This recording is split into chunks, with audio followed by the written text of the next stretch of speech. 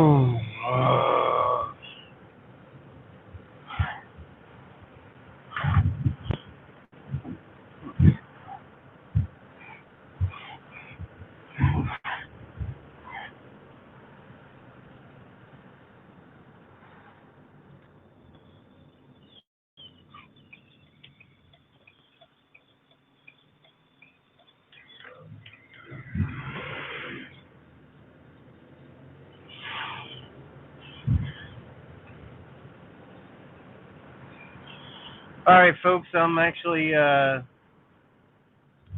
of shocked at what just happened just now. Went to my bank spot.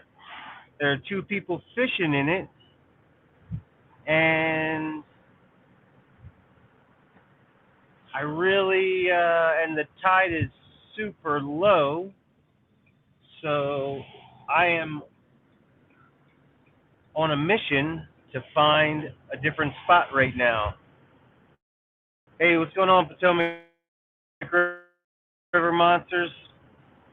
Sorry you can't see me fishing right now because I am currently driving to another spot.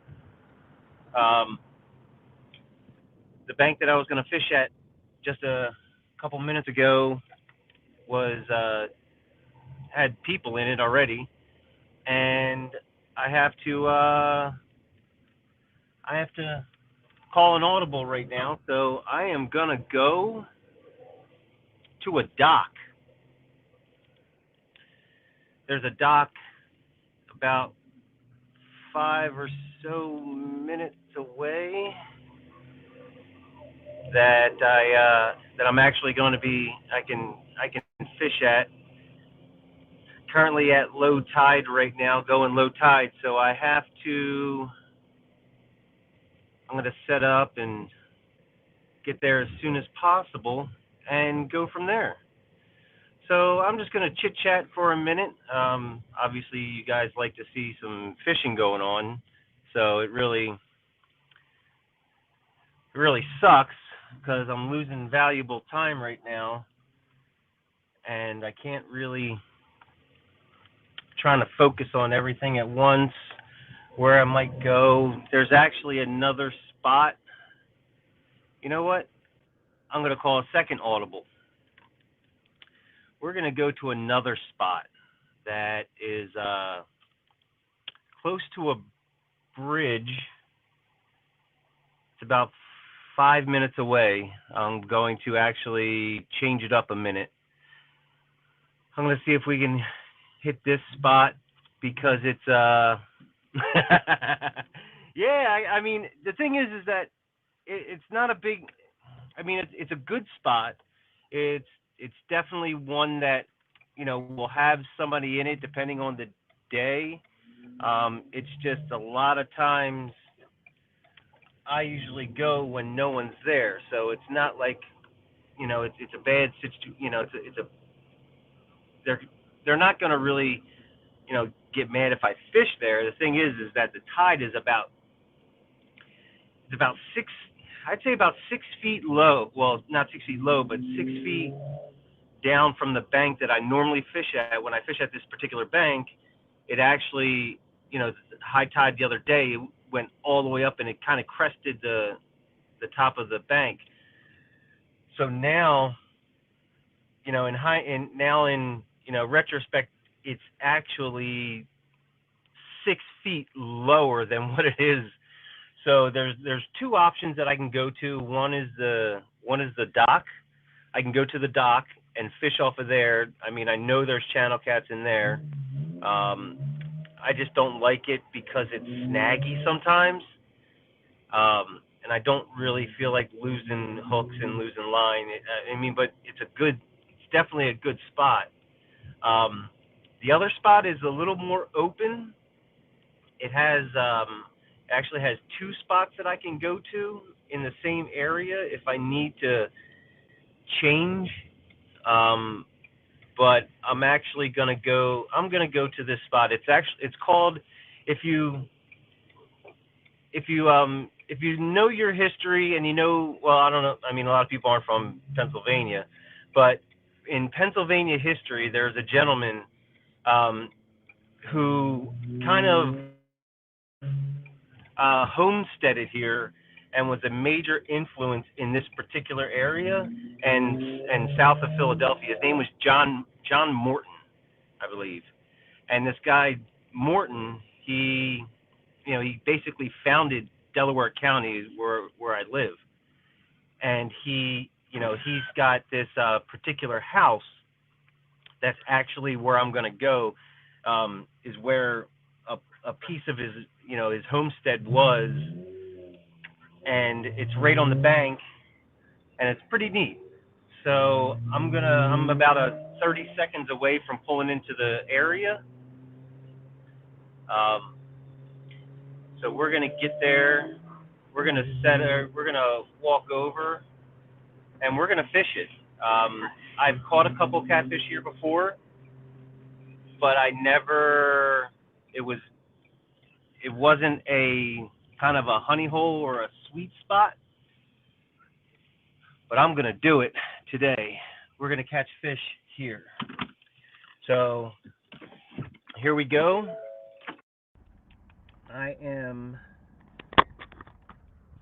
I'm gonna try to walk with everyone while I'm doing everything and try to get everything, because it's probably about a 50-yard walk. Uh, so I don't know. Don't mind the glare. I'm gonna get all my equipment out. Sorry about the glare, everyone. But I got it. This is the only spot I can actually get all my stuff out.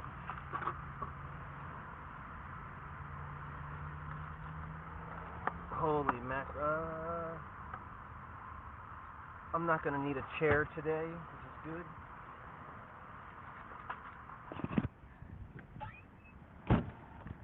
All right, pardon me while I get everything going here and get all. Don't mind everything going crazy right now.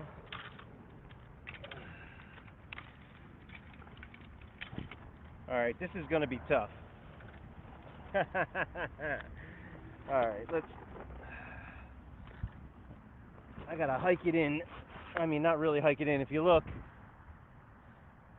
that's where I'm going. I'm going to be going over there in a second here, just as soon as I can. And the good thing about this is that low tide is in about an hour, so the current is not going to be going crazy for me. I've had some issues with the current here before, so we're gonna check this out. Yeah, it's low. I like that. And then there's also where I'm about to go. I'm gonna show you right over there. There's actually a mouth of a river that comes in right there. So we're gonna walk on in over here. Yeah, this is, wow, super low.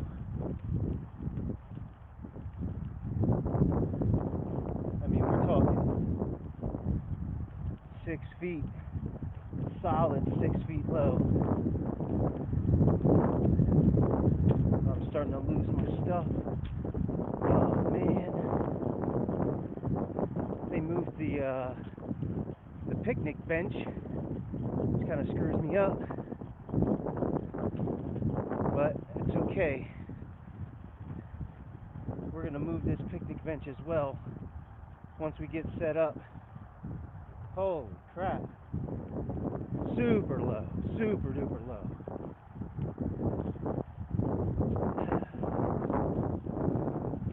Alright. Wow. Holy mackerel. This is really low. I guess it's okay, but there's actually a fish just jumped. Alright. Well, we're gonna fish it. I don't know how I'm gonna catch the fish and bring them in, because if you look here, this is what I'm looking at now. It's normally right up, water comes all the way up to right here, and all this is all now tide is out. So I got bait fish. There's some bait fish here. I can see schooling. There's the channel. Look at this. That's a little channel. That's a little channel that goes through here, and normally that's completely filled, and obviously it's not. So we are definitely in a low situation. But we're gonna cast things out. And I guess, you know what? We might have to move down the other end to the other side. I think that's what I'm gonna do. I'm gonna move over. You think I should move over by the bridge there? The overpass? Good morning, Kitty Whiskers. Hey, 351 Cleveland. I'm wondering, should I fish this spot here at low tide, about 6 feet, or should I head down to towards that bridge right there and fish right around that bridge? I think it's going to be a lot lower by that bridge. I'm just nervous. I don't know. I mean, it's a big haul for a fish to come all the way up. Definitely skeptical right now. I think that's what I'm going to do. I think we're going to pick it up and... Actually, you know what? No, we're going to fish here because I like this spot. I think this is going to be good. So let's get ourselves all situated. I'm going to get my stuff. If you can just bear with me just a moment, I'm going to put you guys and so you guys can... Oh, never mind. Let me get all... I'm going to get all set up right now. Yeah, this is crazy. I never thought that I'd have to be in this situation right now. So let's get this going here. Get you guys all stood up.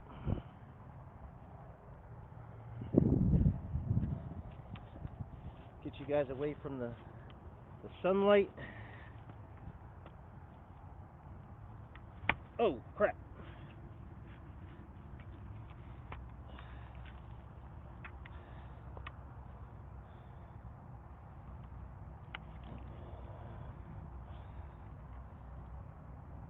Alright. Let's see if we can get some, shoot. Anyway, we'll go this way. Sorry about that, guys. Alright, let's get some poles set up and get some baits in the water.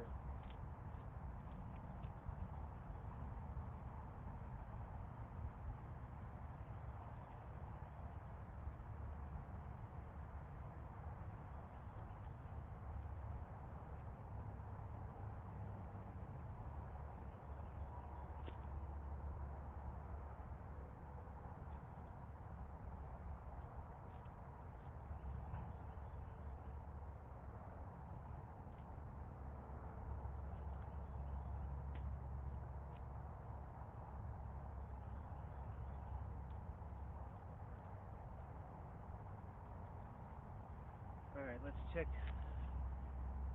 check that, see if we're good. Hey, kitty whiskers. Oh, that rod's gonna. Alright, we're good on that.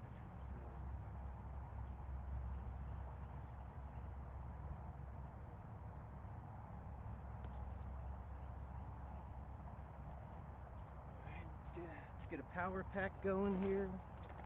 Get my battery set up.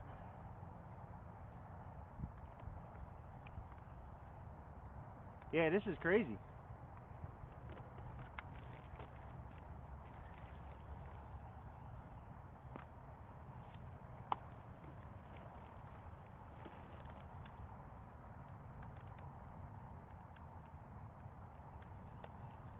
Alright, let's get some juice.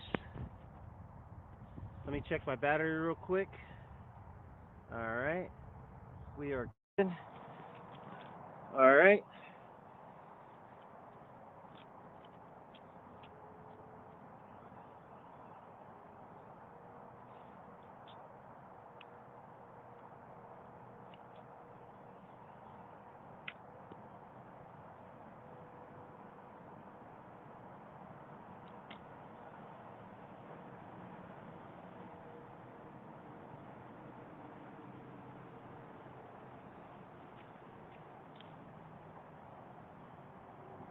Alright, I'm gonna go get this bench real quick and bring it over.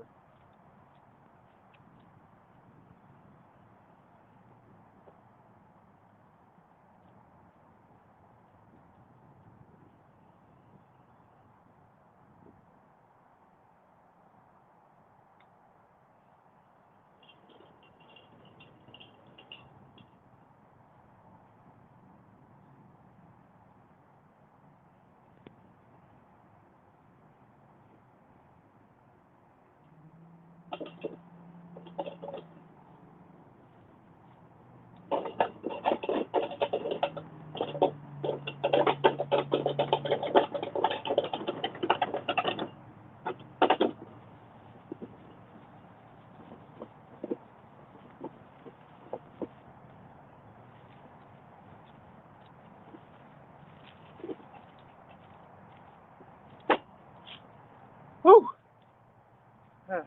See if I can sit right here. Oh man, that was something. Alright, let's see. Get some baits in the water.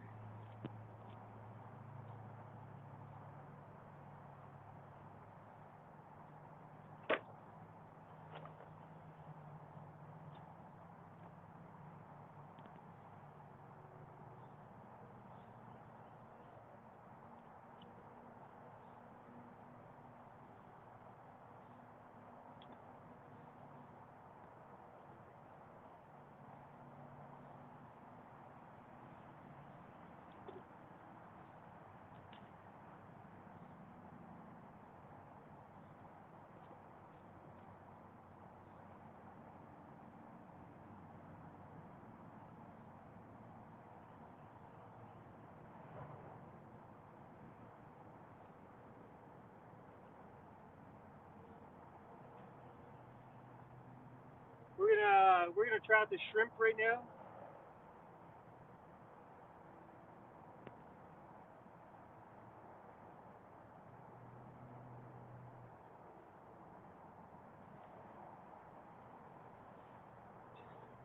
We're gonna try out some shrimp to because the cats are gonna be concentrated, and I'm gonna cast over by this opening here, and we're gonna fish out to the right side here, because I kind of see it's a low point. I think this middle channel here is probably going to be about 5-6 feet deep right now, possibly. So we're going to see what we can do.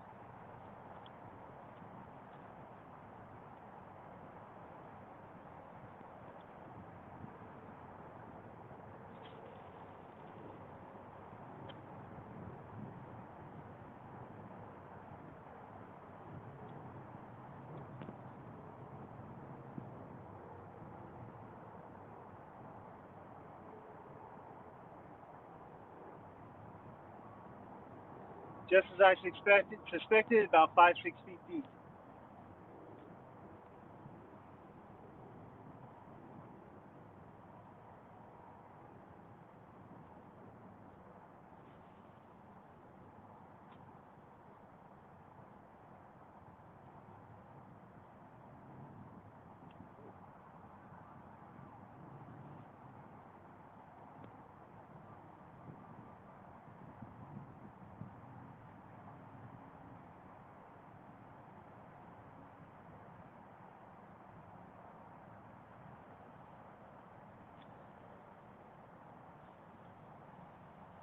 All right, so I don't know what to expect right now.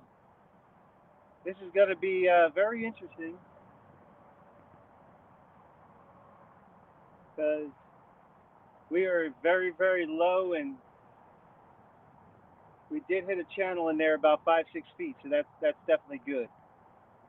We're gonna. Oh crap! Oh no, Chunky's gonna. Oh no, Chunky's. Chunky's going live too. I guess he's doing something, but we're gonna try to get on fish before he does. We're gonna try to make that rod look pretty good, but I don't know what's gonna happen.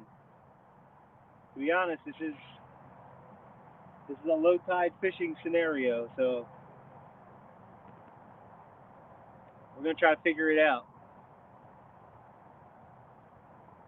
But let me turn off my notifications or my do not disturb. Bear with me.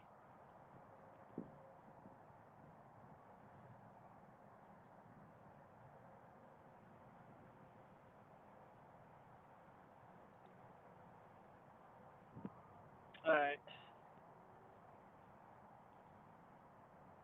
All right, we're back.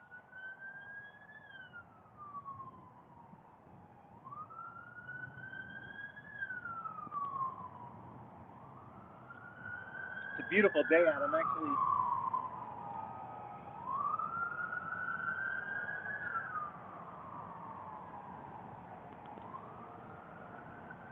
gonna take this jacket off, sweatshirt off.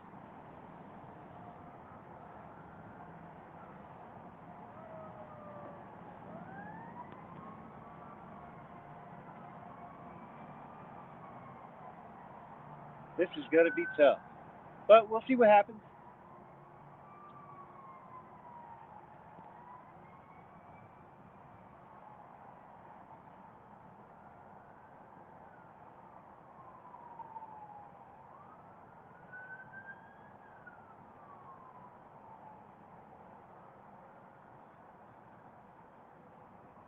Yeah, Mr. Kitty Whiskers, Potomac River Monsters, 351 Cleveland. How's it going? Oh,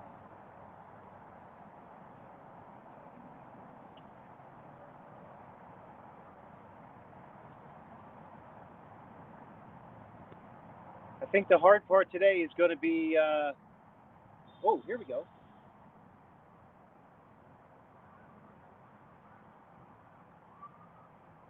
We got a hit. We got a hit. Right on that chunky rod. Let me move this up a little bit so we can see it. See what happens when this take down. There we go. Turn that down just a little bit. There we go.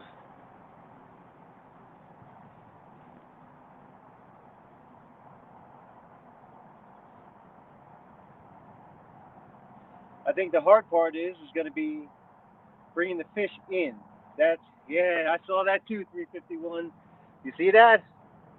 I love it.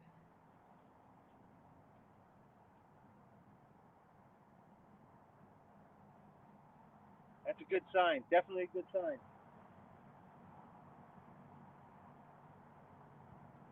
It's well, the thing is that channel that you guys saw earlier, that little channel feeds in during high tide and low tide, keeps on going in and out. And I'm pretty sure, you know, going by, what these fish do, some of that, some of that bait fish, they come in and out of that channel, and they come feeding out right to the middle here. And these catfish during the tides, they're going to be up and down this, right up and down this area right here. So there's a really low point that's right here, that's right outside that channel. It looks like a really low point. Like there's nothing. I mean, it's like, I mean, you could probably walk to it almost, but then the channel feeds out, and I believe it drops off even more over there, or it just drops off right down in that position. So my theory is that we're going to sit in this channel because these catfish are just waiting, waiting for that tide to come up, so they can move in a little closer next to this area. And then when the tide comes in, it's going to feed into this channel, this little channel here, and then push some of the bait fish down right in front of us. So if I cast out right in front of us in time, hopefully we got our answers.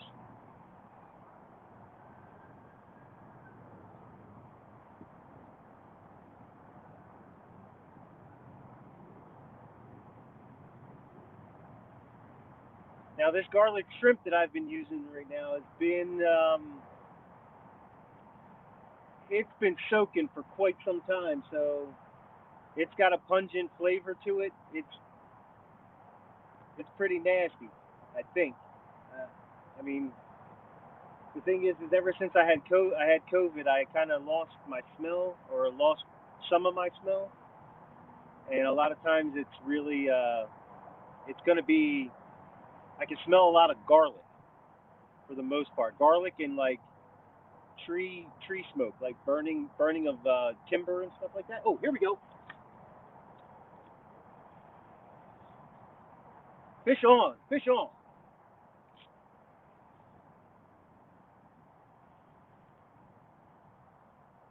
Now the hard part is landing this fish. I really don't have much to go off of here. I may have to walk down a little bit.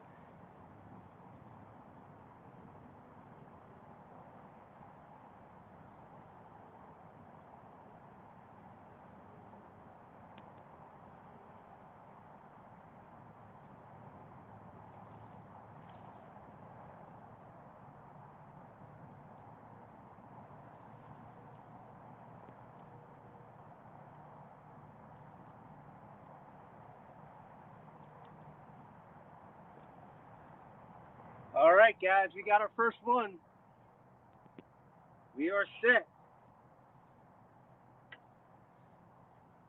Got ourselves a nice little channel here.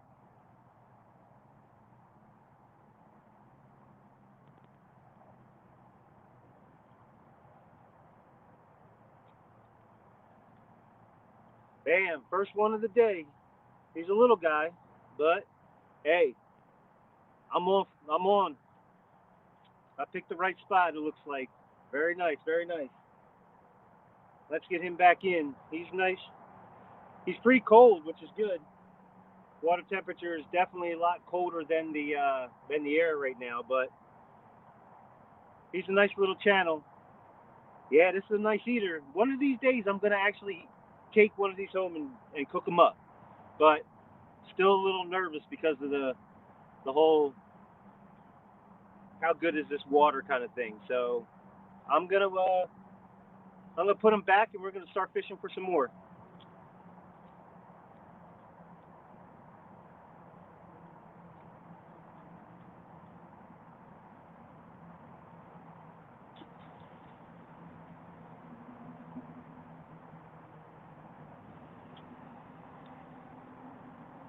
All right, there we go.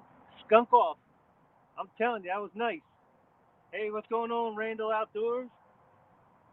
We are in the we are in bit of a pickle right now. Our low tide right now is I'd say at least 6 to 8 feet, 6 to 8 feet lower, um, and I mean we're looking at a totally different situation than what I'm used to. So there's this spot that I came to that I mean I fished before a couple times. I got a couple catfish, but this is definitely something. This is going to be a struggle, but we're going to get it out and get it out into the channel and really get things going. We already got one fish on the board, so all those other guys,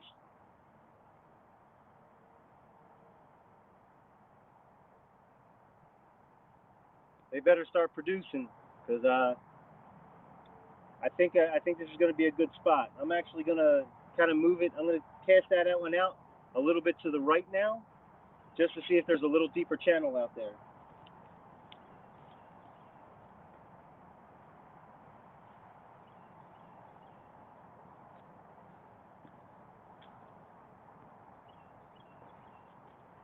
And even with that fish, I'm using 7/0 circle hooks, so they're feeding.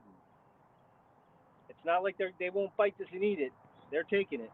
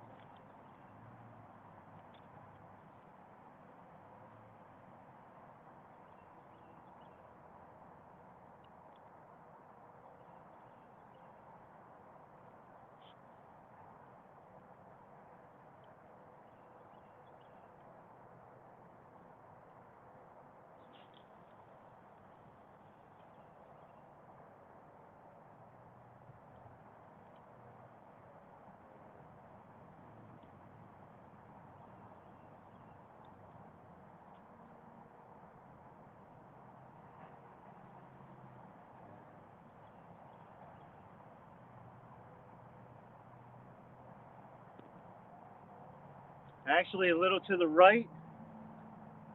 A little to the right is still a little shallow. That may only be like 4 feet deep right now.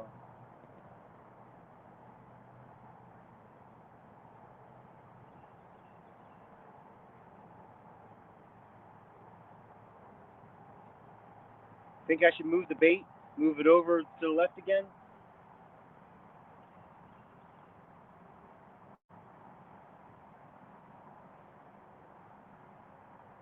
I'm just thinking that channel's a little deeper straight out.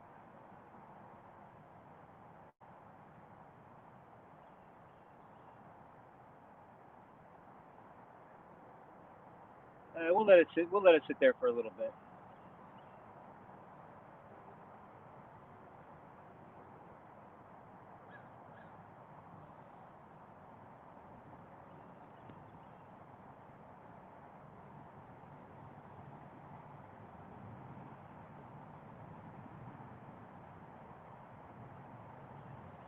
I'm actually going to move this silver rod right here.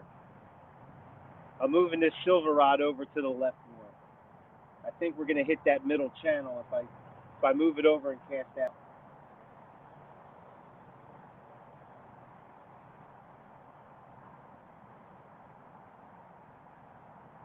Yeah, we're going to move these over to the left a little bit.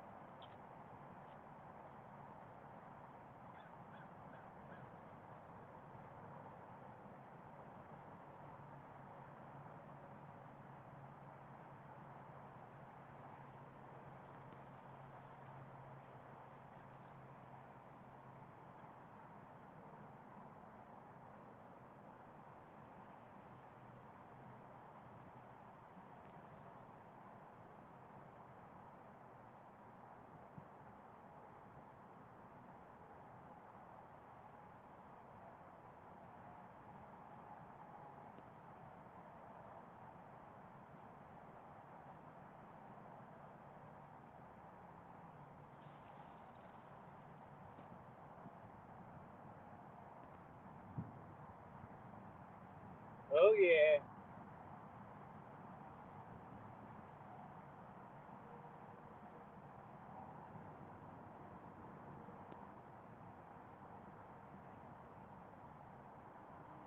I was right. I was right. It is deeper over there, a little to the left. So we're going to pick this one up and we're going to move this so shift it over.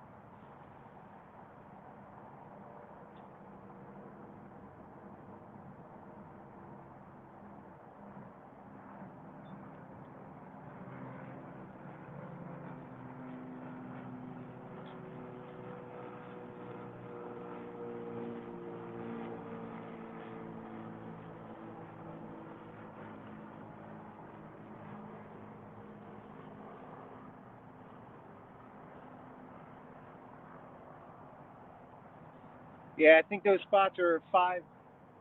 I think they're about 5, 6 feet deep right now in the low tide versus the 3 and 4 feet deep over here on the right hand side of me. So this rod right here, it did go. It dropped a good distance. So we'll see what happens.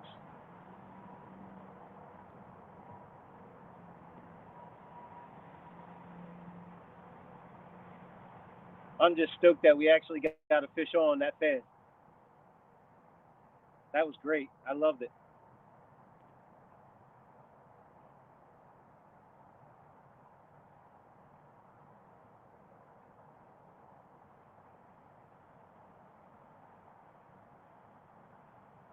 I'm using that garlic shrimp, so I'm actually just trying to get rid of it for the most part because it's pretty dead to me right now.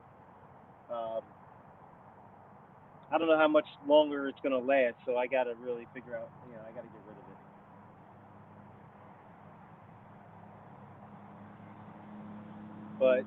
But again, this is a beautiful day, clear skies, hardly any wind. We're actually a nice subtle wind coming out here.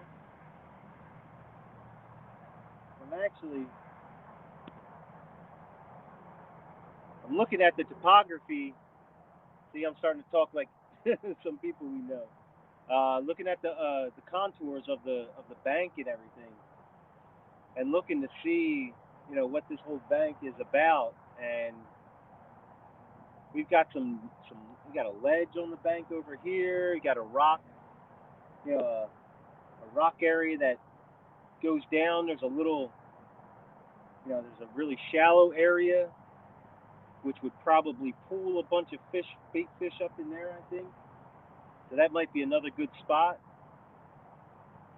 I don't know if I'm going to be able to get to it though, but I mean, there's really not much. It's all cattails and crap.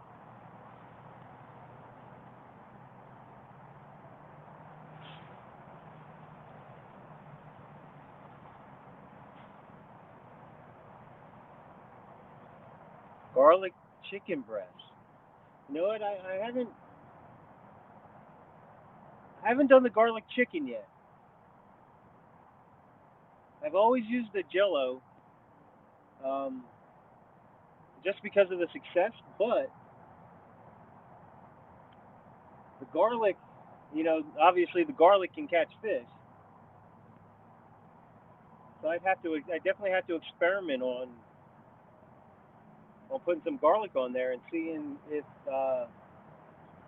it's mainly just the attractant that they're smelling and they're going to. It's not necessarily the fish or the shrimp flavor.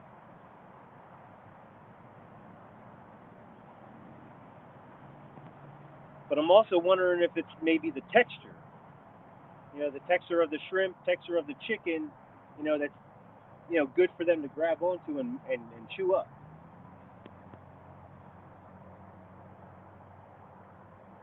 Because this is a tidal area that goes straight out to the Delaware River,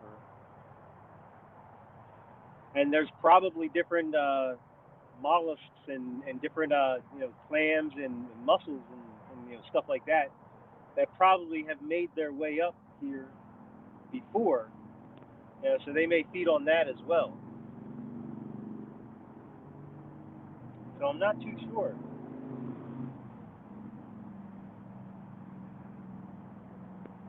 We'll just have to find out.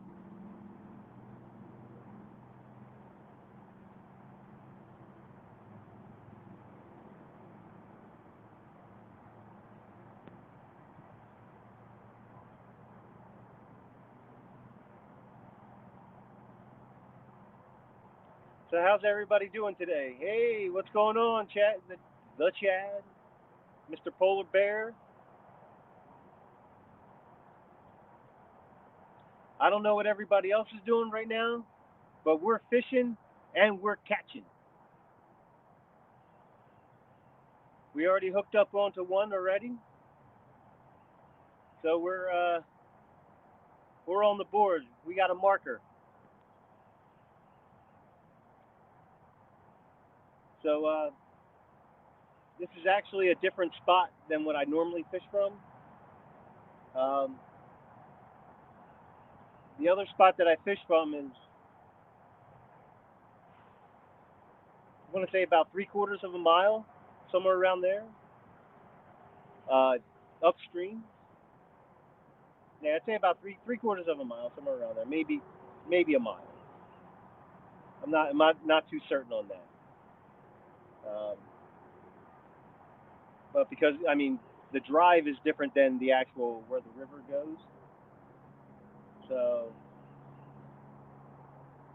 there's definitely a discrepancy in time frame. Hey, I'm on the board.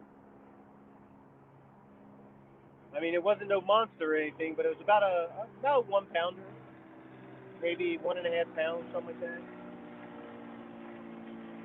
Really nice eater fish. But our situation is very, um, we're not working with the best of conditions right now. The weather's beautiful and everything, but the tide is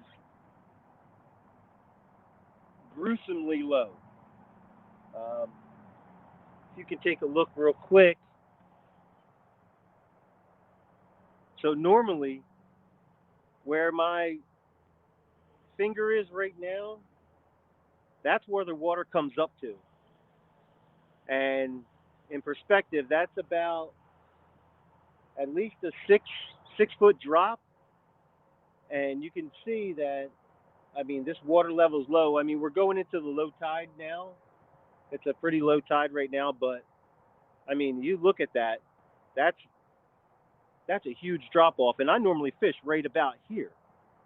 I only cast it right about here because with this corner right here, if you look at the corner here, there's a channel that comes through here, and it comes in and out, and this whole thing right here, this whole area will churn up, and it really won't be affected by the tide too much.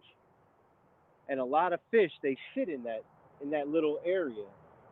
So what happens is, let me get back to those rods.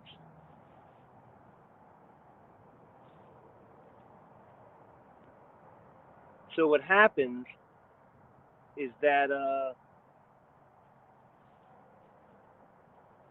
it just turns around a lot, and you don't get the real big current coming through, and really makes for a good holding area for these fish.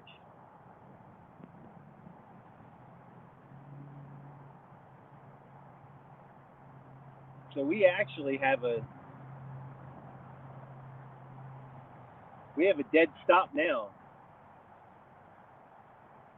Yeah, this water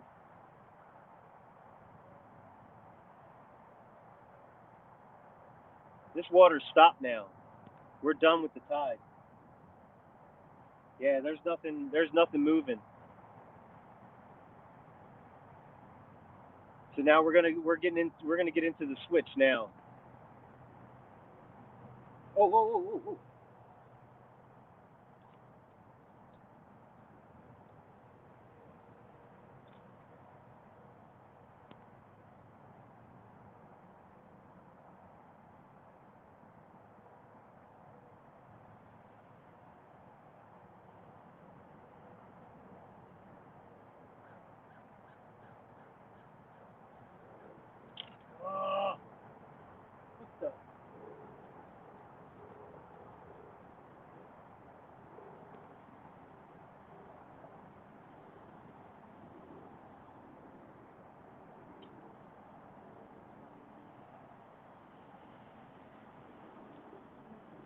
bring this one in. Man, we had another bite. Lost my bait.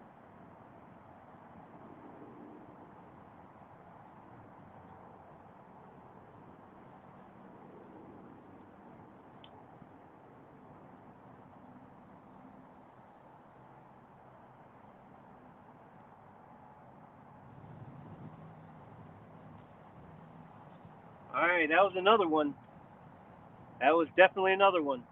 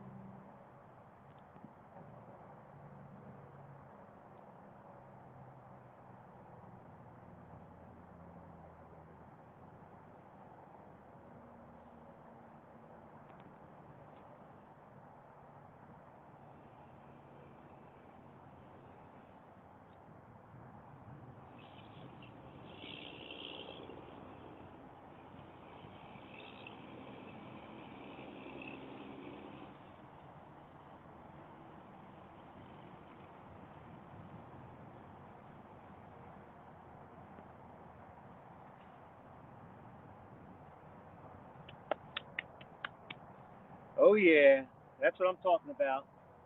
I like to see that. That's good. That was a completely different fish. So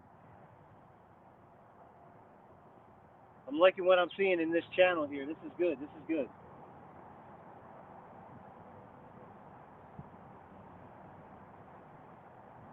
I wasn't too optimistic when I first saw, how low it was, but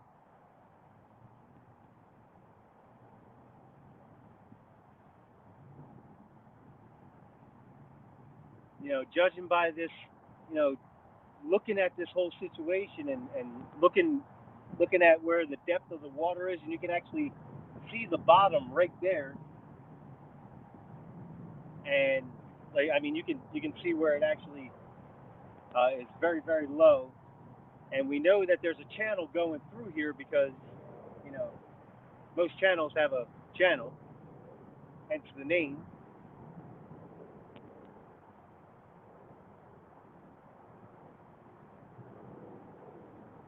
I really do feel that you know we we picked a pretty good spot.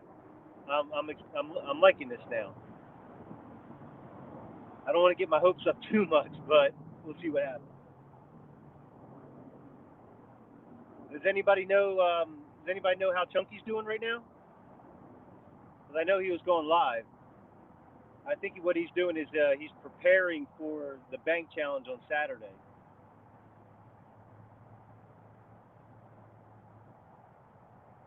So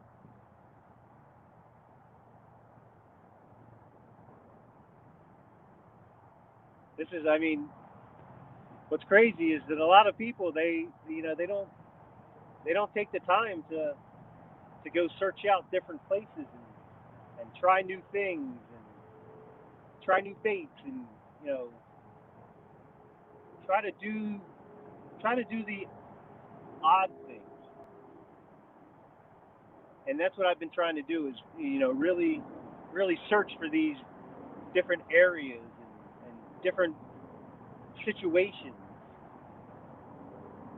because the more situations you get into with tides and current and water depths and temperatures, it definitely is relevant to your success.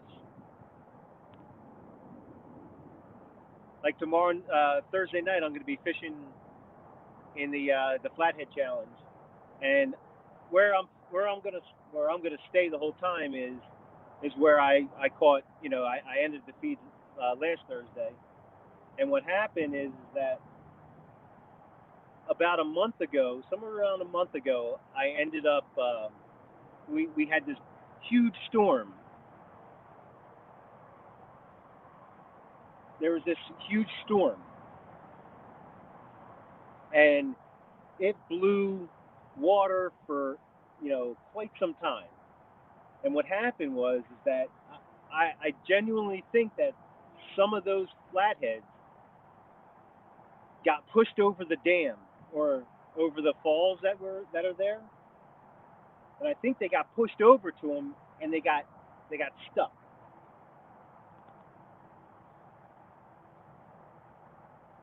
But the thing is that I don't want to fish at the falls because it's a very very snaggy area, and the water depth is pretty much the same as where I'm actually fishing. But there are different levels of the depth around that little, I want to call it a bowl area. So I'm thinking a lot of those flatheads are going to be sitting down there, and they're just butted right up along that. But the thing is that I got to get bluegill. I mean, that's their main dessert, and I really want to. I need to get some bluegill. See that? Excuse me for just 1 second.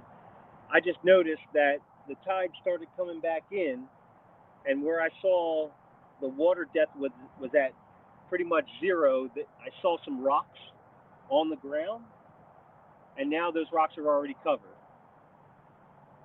So we got tide going back in. We're starting back on high tide. But getting back to that whole, you know, circle of area, I've only caught channel cat in there, and I caught eel. But I need to figure out where that ledge is. Like Epic was saying, they're gonna sit right on that ledge and not be in the total deep, but right along that ledge. So I think my optimum distance for casting is going to be, I want to say 20 yards maybe. If I got bluegill, maybe cast out 20 yards, and because it does drop from like 10 to 15 to 17, somewhere around there. But that happens right at when it's high tide in that particular area.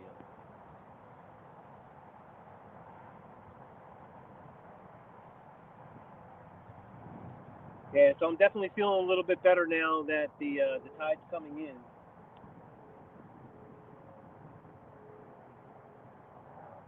Now I don't know how that's actually going to react with the fish because now they're turning around for the most part and they're going to be facing this way, or they're going to be coming in from some of those areas, I think, to the deeper waters, or maybe even moving a little shallower.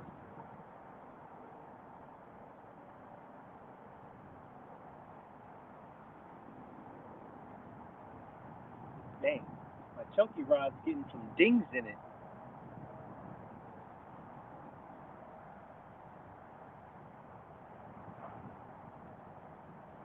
It's got a couple gashes in it. Doesn't look like paint failure, but it looks like smacked it on something.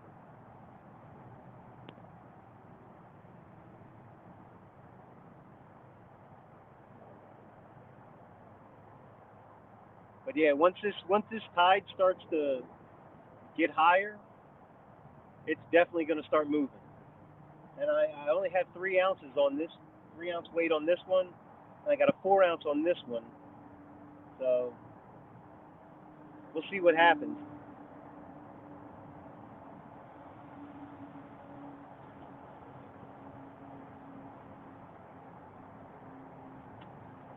Got a nice herring coming, or I guess that's a herring that's going to be coming through the picture in a moment. You might settle in. You might be able to. Nah, you're not going to. Or egret. Might be an egret, I think.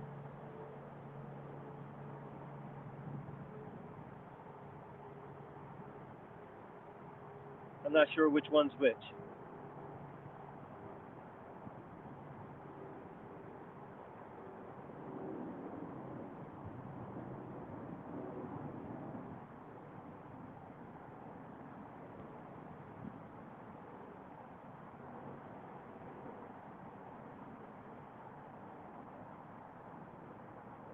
Yeah, the water is, taking a look at the bottom here and what it looks like. It looks like we got some mud and some rocks that are at the water, the bed, the river bed. That's one of the reasons I like these no roll sinkers. Having the no roll sinkers, they really dig in pretty good on the current.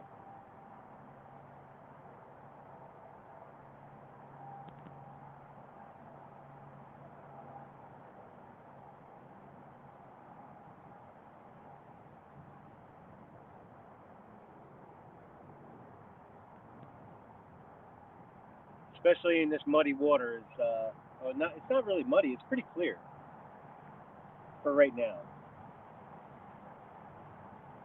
It'll pick up once it'll get muddier once the tides start coming in.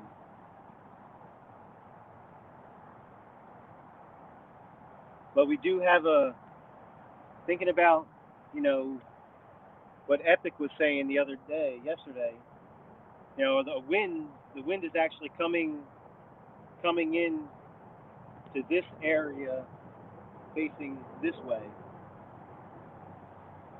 So the bait fish will probably come into right where we're sitting. Even with all this structure and everything.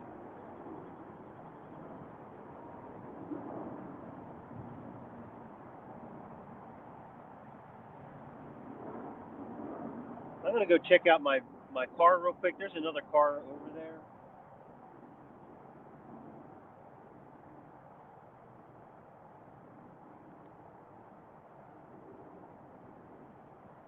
So bear with me. I'll be back. Hopefully we don't have any takedowns, or maybe. I gotta make sure my car's okay.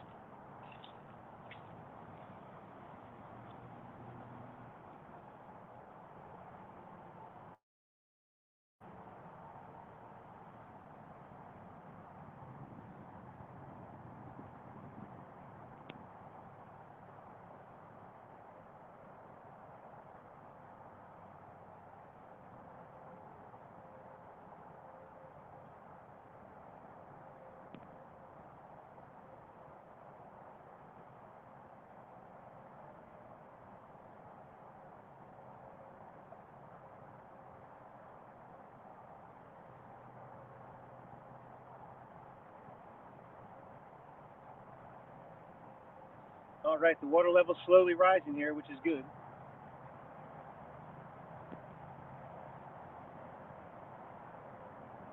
Thing is, I'm about 100 yards from my car, and I don't know if I locked it or not. But I really don't have anything in there that they could take or be of any use to them. Maybe a car seat.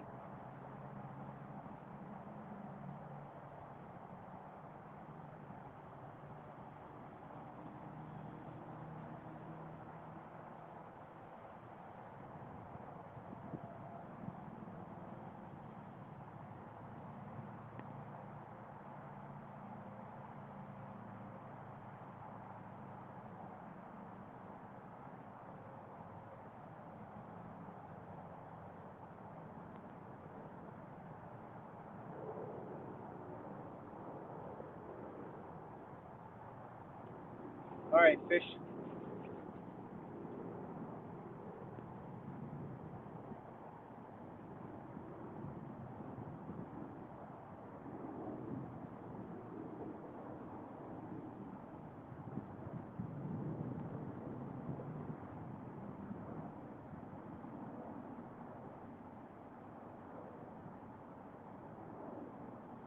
See, I'm wondering if this is like a break in the time frame in which they're going to eat food.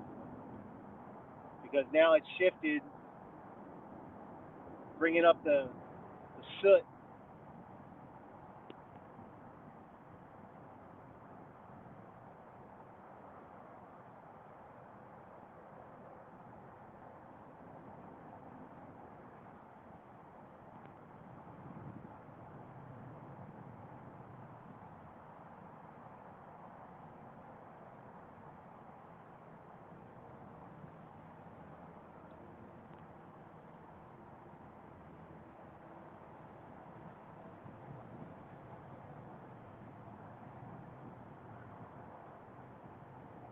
Yeah, we can already tell that the main current is flowing faster than this little area right here.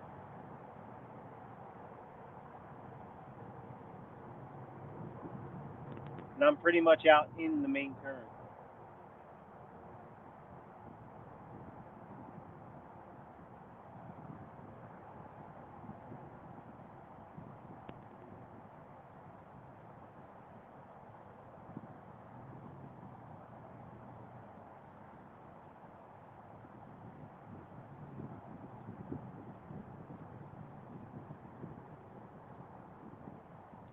What is this little thing? StreamYard.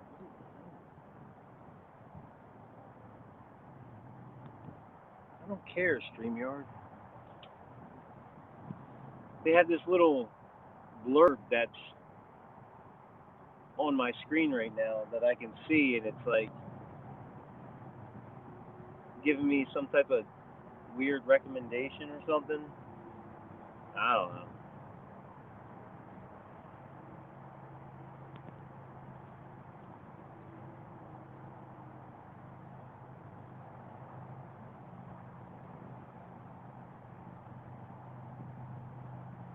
All right, fish, where you at?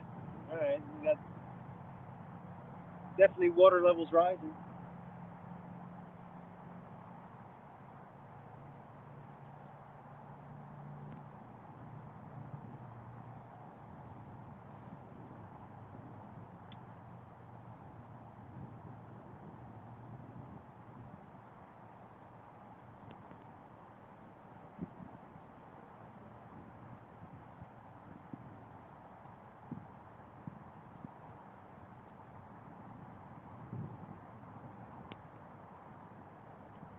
Oh, double tap a comment.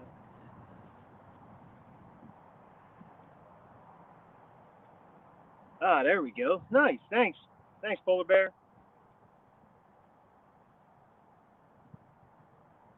Man, I might sit out here and get myself a tan.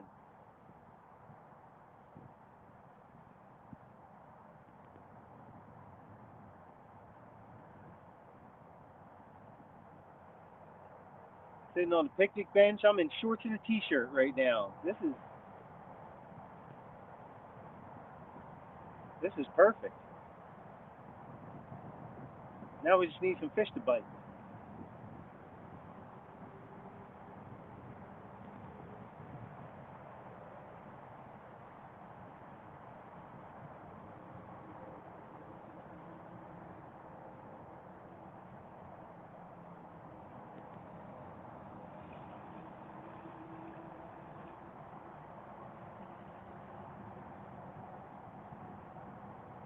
give them a couple reels in.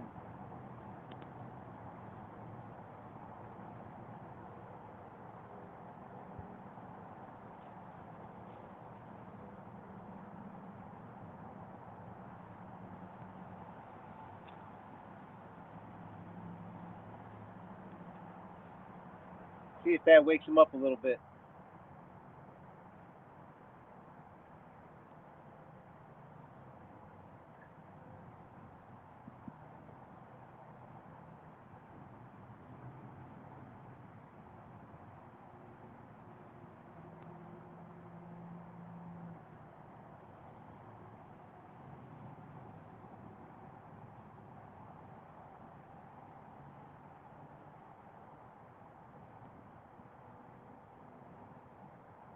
Yeah, the other thing I'm thinking about is, how much these channel cats move up and down this river here.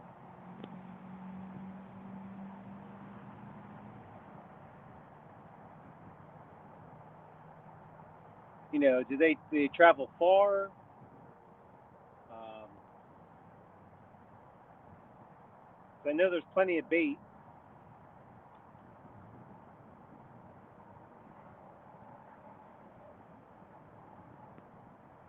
So I'm wondering if those big ones I caught a couple weeks ago, if they even, moved up or moved down the river. I don't know.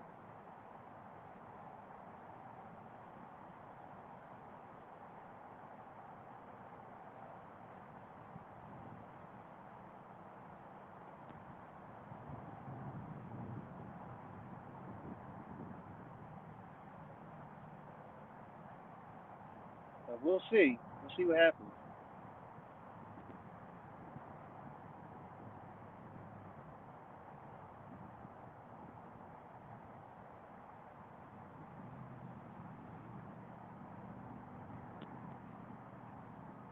Yeah, you can definitely tell how this area comes in, and then the water kind of stops in this particular area for the most part, and the channel still keeps on going. It almost reverses itself right here.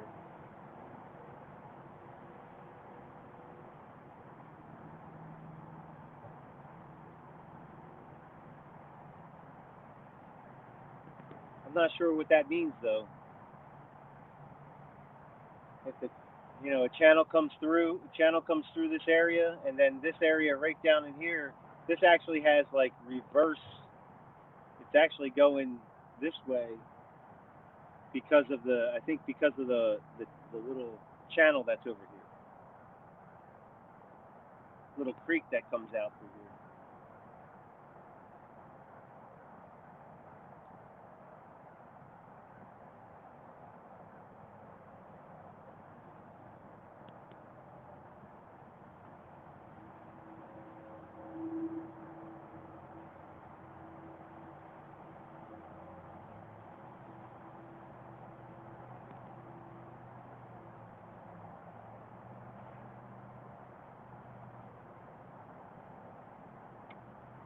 So the rocks that were over here that I could see completely are now virtually pretty much, there's only one little piece left, and they're completely filled. So it's already gone up probably about a foot.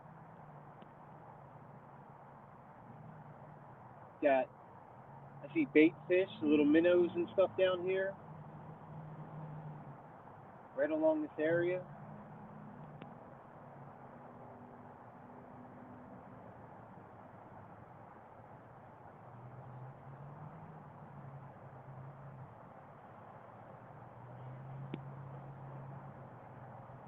Yeah, it looks like a school of minnows down there.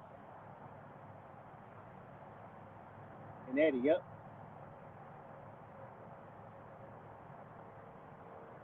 But I'm really not sure what the whole, the dynamic with the Eddie is, and how that pertains to, fish coming in, fish going out.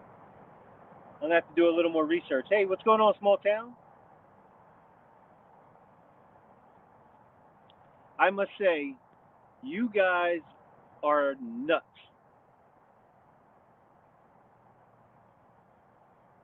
You have got a tall task to fill.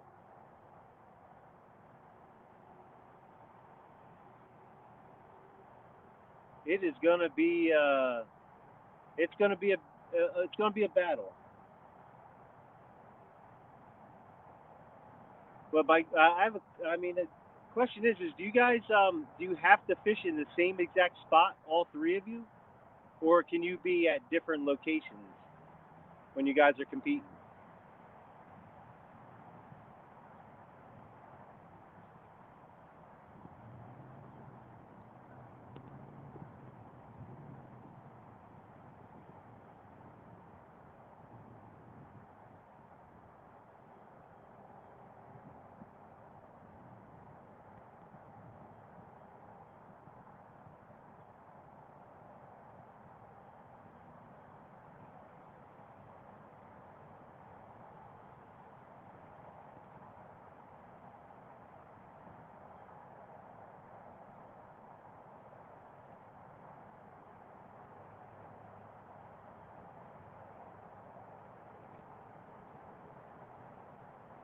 All in the same spot.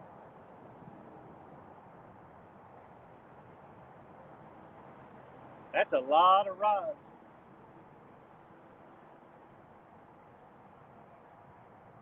Maybe you guys can actually, you know, when you guys do it, you might be able to put out, one or two screens for each team, so you have, a couple different angles. That might be pretty cool.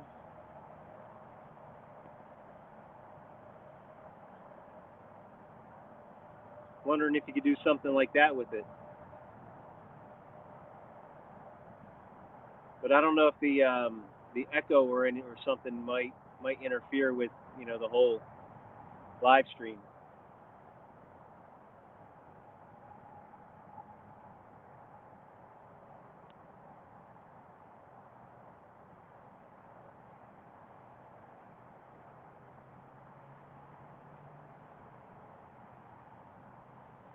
All right, so all the rocks now are all filled in.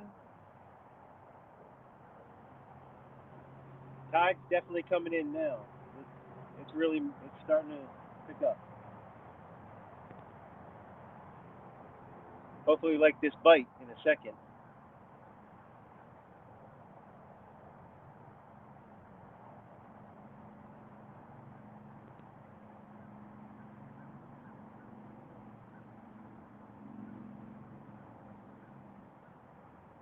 Man, you can't get a better day than today. This is so. Oh, here we go. Here we go.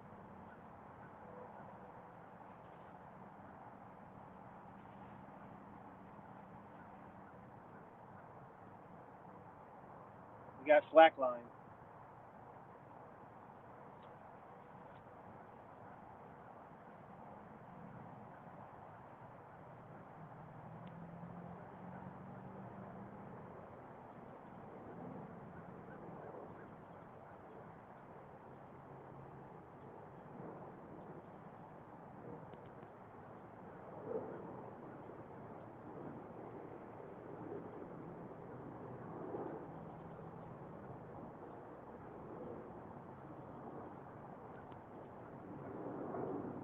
All right, fish are still here on the back side of it when the tide comes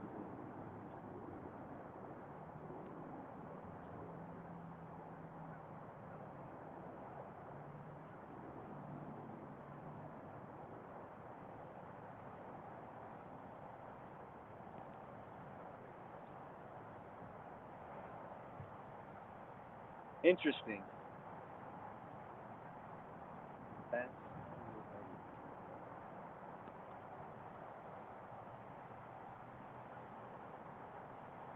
I'm gonna have to figure that one out because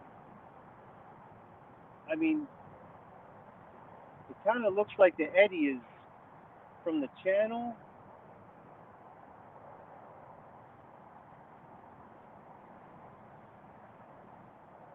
I'm going to take a quick walk down this way real quick to see where that eddy starts.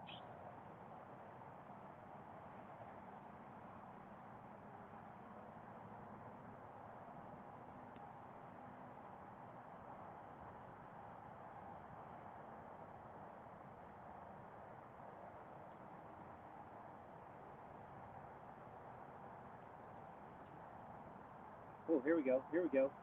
Chunky rod.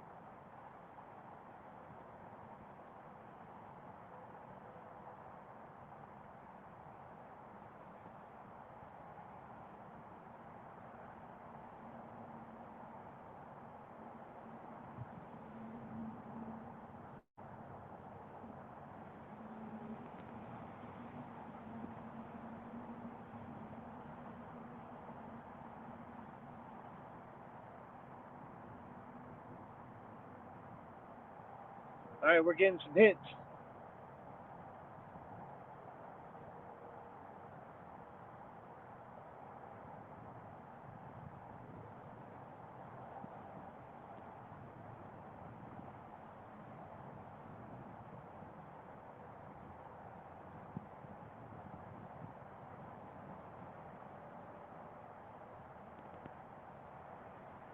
Yeah, I'm going to take a quick walk and see where that eddy starts. Maybe I might be able to move down there when the tide comes in.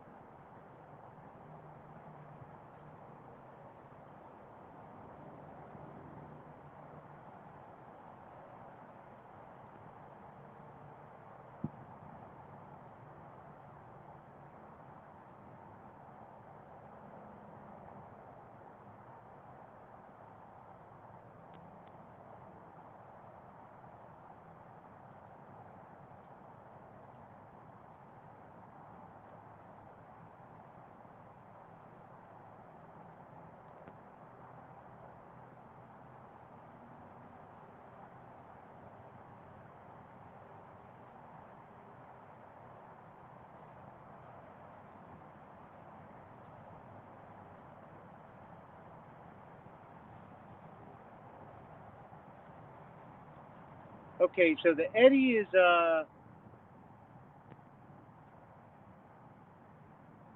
eddy's about 30 yards down.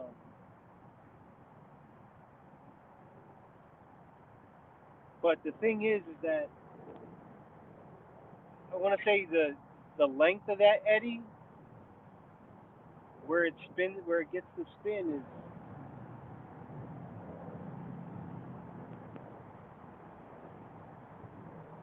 I want to say 10 or 15 yards maybe.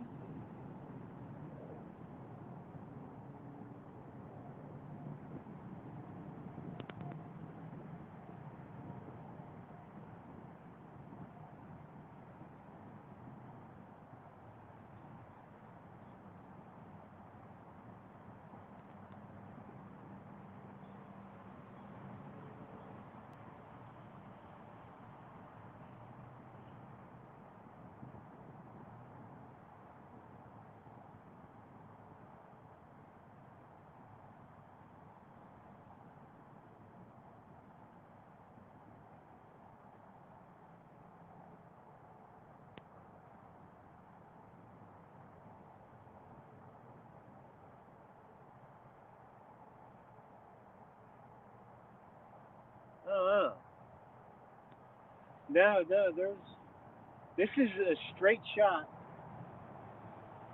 This is a straight shot there's actually a bend all the way upriver, right up here, about 200 yards maybe, 300, 250 yards maybe. And it's pretty much a straight shot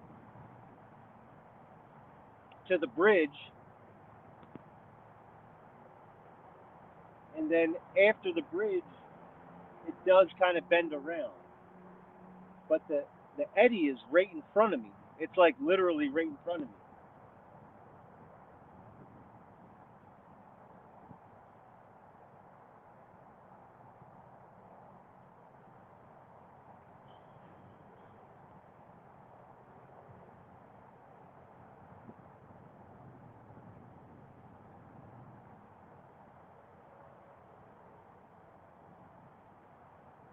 I'm gonna have to check those baits on that shrimp. They may have popped off.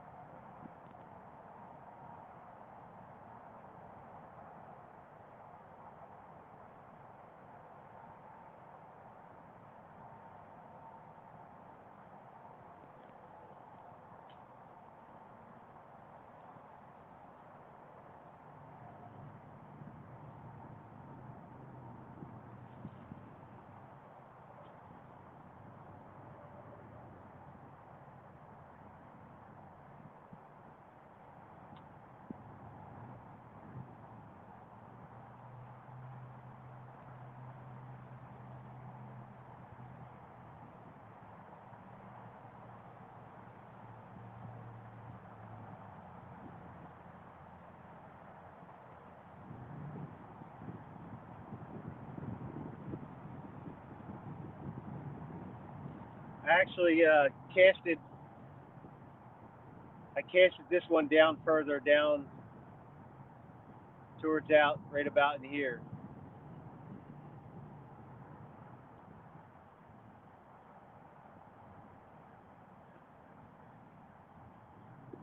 We'll see if I get like that, you know, that little bend, that little area where it starts to come back in.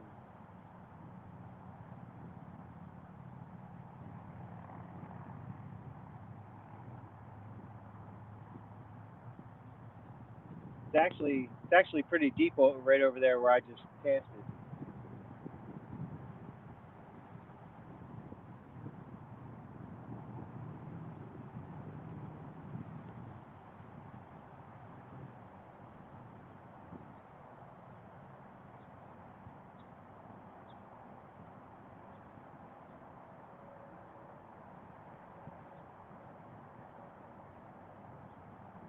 So we're gonna bring this sucker in. We're gonna put some Jello chicken on this one.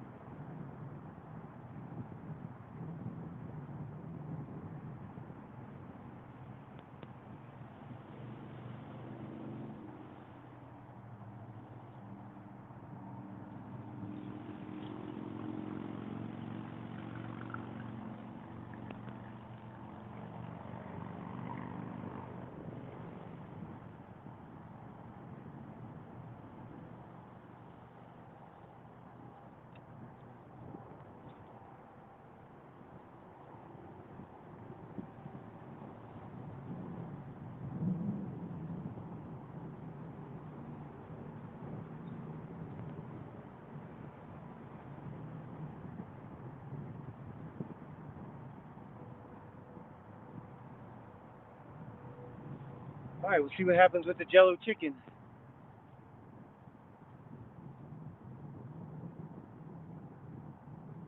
Yeah, that water's starting to rise. That's good.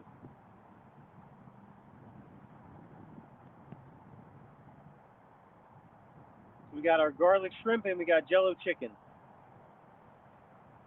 We'll see what happens.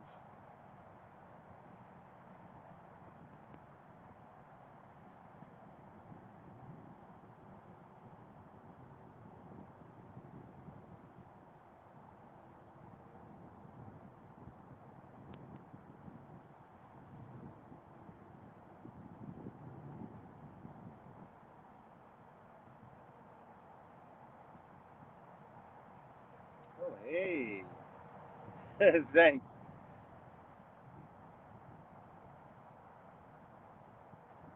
Yeah, I really like this rod. It's you know I typically use like 7'6" rods just because they feel better. I get good action on them.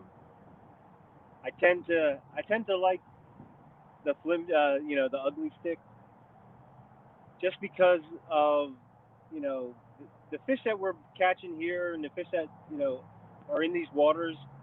I mean, we're not pressing 40, 50 pounders on the regular, and a lot of these fish they're not uh, they're not smashing these rods down, and they're kind of sensitive. So anything that we feel or anything that we see is we're going to notice it a lot better than some of the heavier rods. I do have a heavier rod that I use, um, that I do have. That's a catfish rod, and it's definitely a lot stiffer, and you really can't. I mean, you can see the bite, but definitely not the same.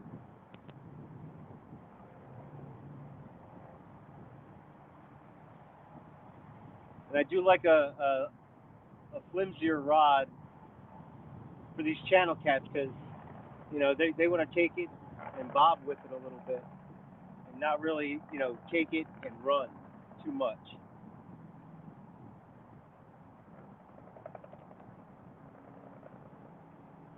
Well, I think these are both medium.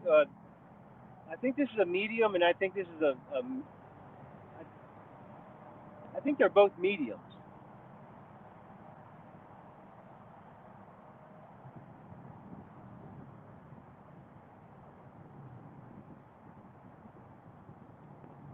Yeah, they definitely have some action to them, which is cool. Oh, ultralight.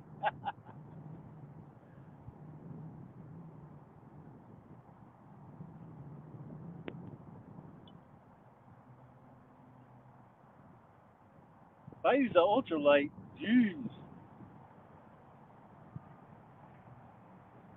that thing's gonna be down by the reel by the time I start reeling in some of these bigger fish.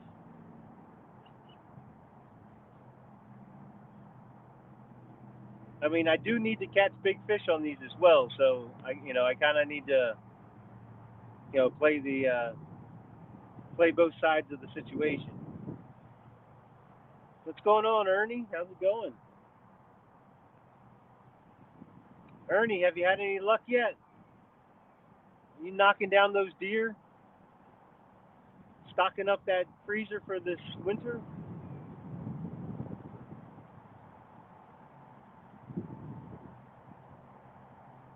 Whoa, 50-pound braid.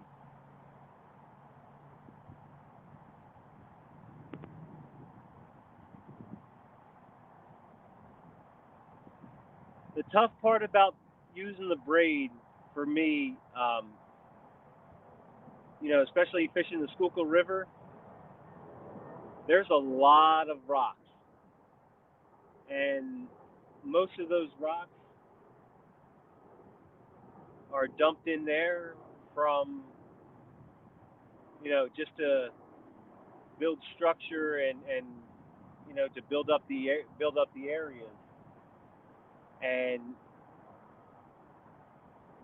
I've seen a lot of people definitely get snagged and rip their lines or catch a fish and their line just snaps. So I'm kind of hesitant with the braid, and the fact that I just won. When you saw my thumbnail for this live feed, I actually won some 30-pound slime line, which is pretty cool.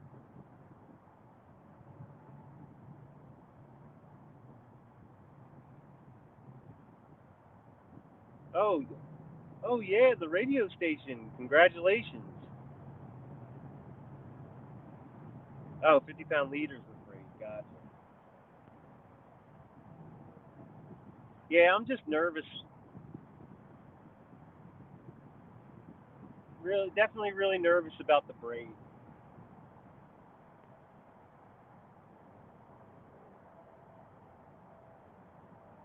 I'm not typically boat fishing. I do most of my fishing. I do all my fishing off the bank.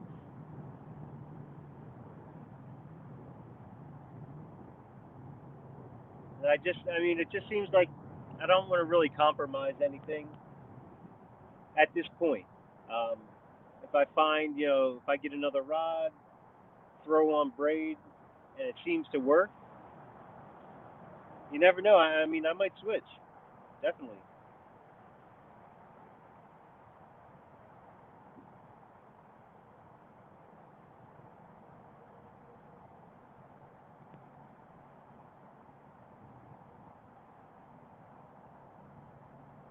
All right, now we got to get some bites.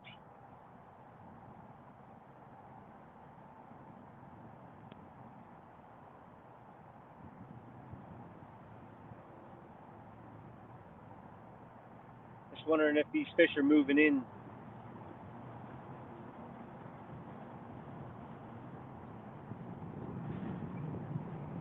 Snap it. Like red.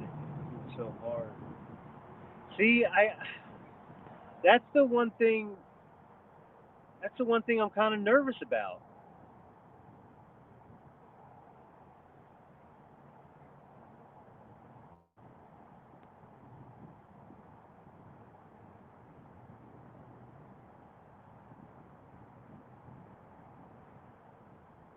I just don't want to be around a rock and then next thing you know,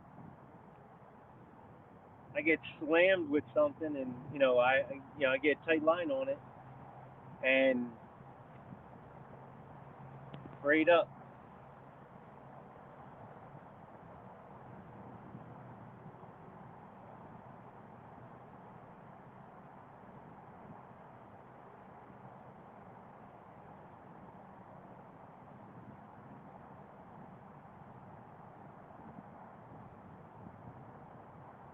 Hmm.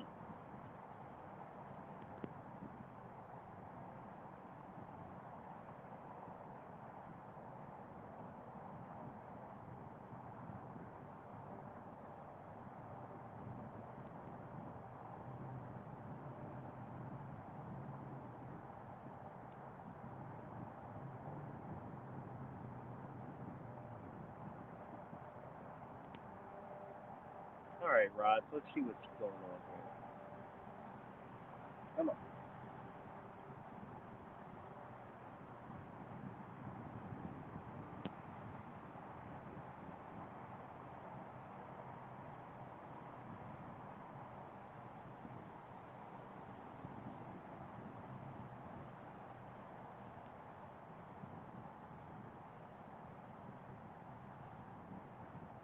Yeah, so we had a couple bites now. Now we're just waiting for that takedown.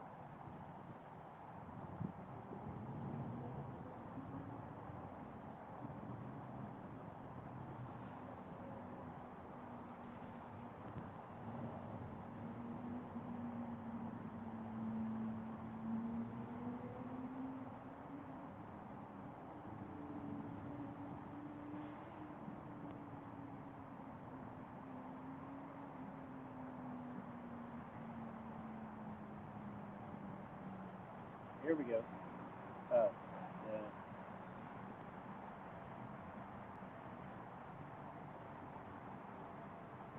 That's just a tree.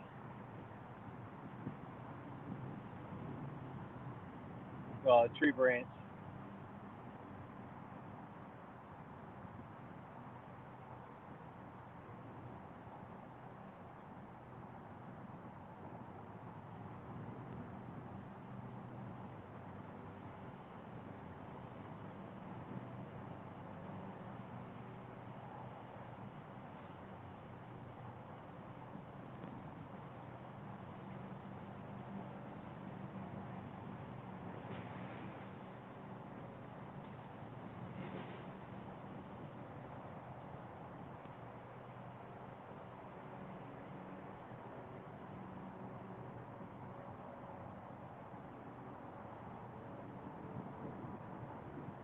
Nice.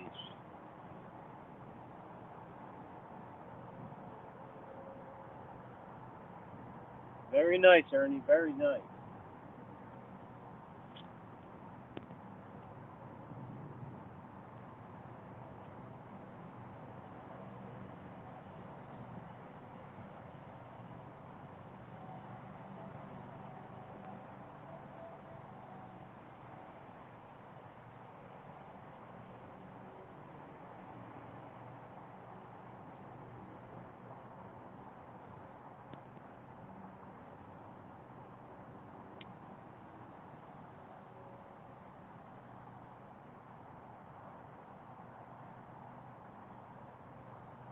Man, I like sitting next to these picnic benches.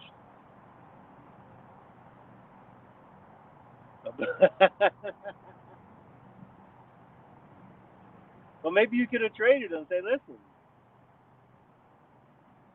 I need something. You're giving away something. How about we make a little swap here?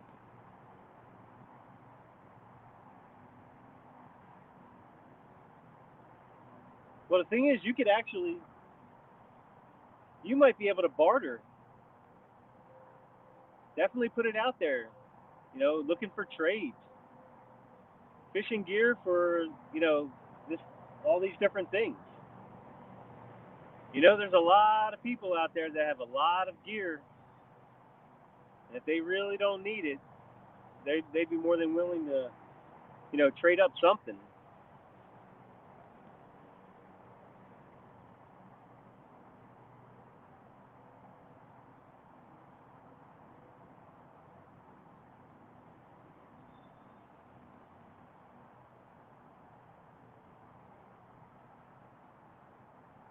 That would be pretty cool though if you were able to do some bartering.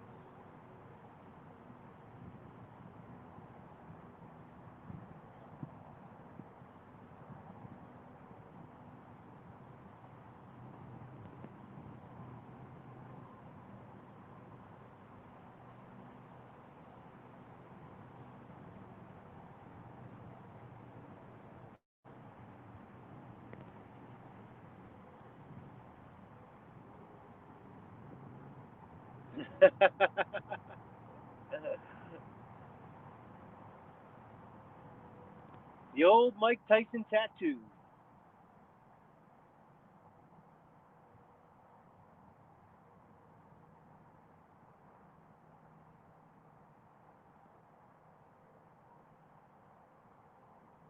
I mean, to each his own, but I don't understand why people want to put something on their face like that.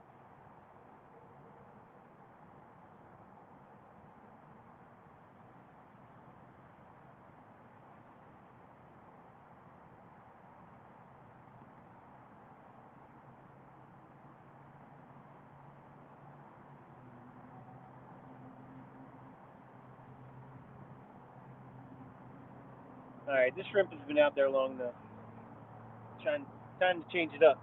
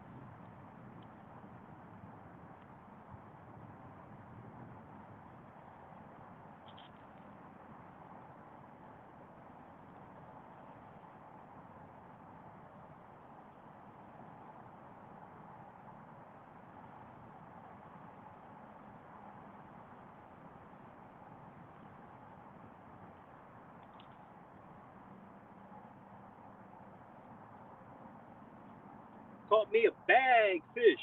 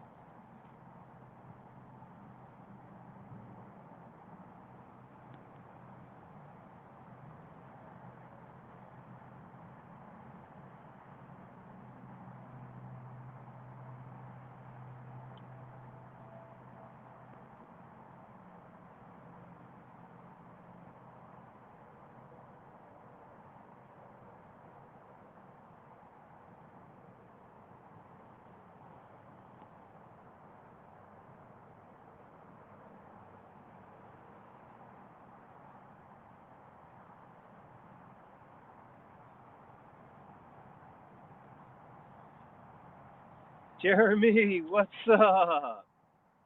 What's going down? Doing good, my friend. Doing good. Let's share Curtis out, y'all, and get more people watching. Well, see, the thing is with that is, I think right now I'm competing with Chunky. I think I think Chunky is live right now. I'm not sure. So I'm okay. I'm okay with keeping my my circle of people really minimal, because what usually happens is that you're on the big screen and you got all those people watching you, and you skunk out.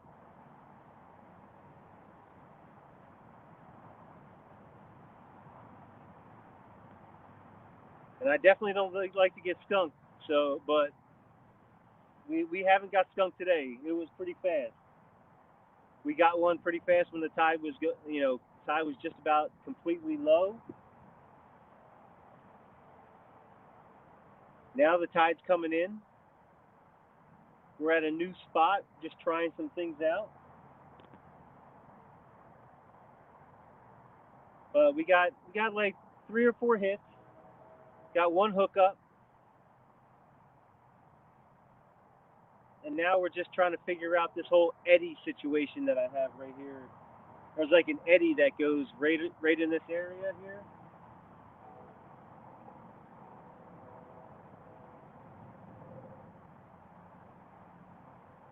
So I'm just trying to figure it out a little bit. But thank you for sharing this. Um, I'll probably be live for another like 50 minutes till about 1 o'clock. I definitely want to get a couple more fish in before that.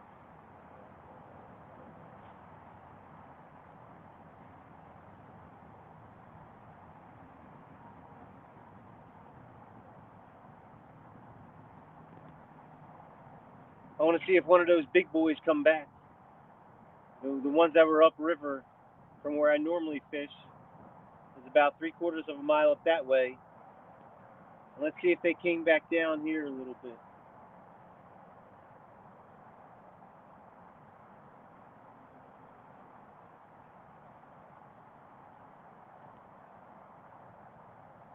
So I got this rod. This rod currently kind of in the eddy,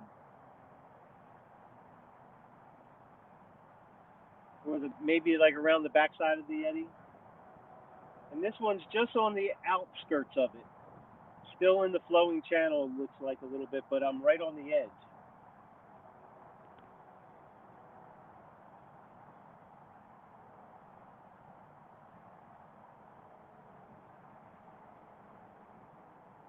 So we'll see if that can produce some fish.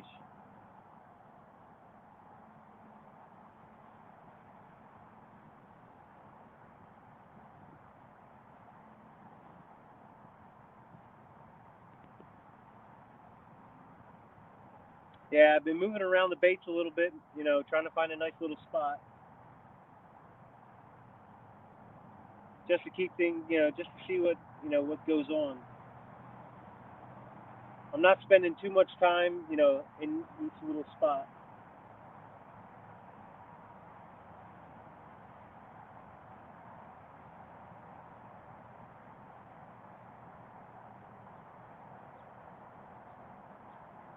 Just trying to find that desired area for them fish.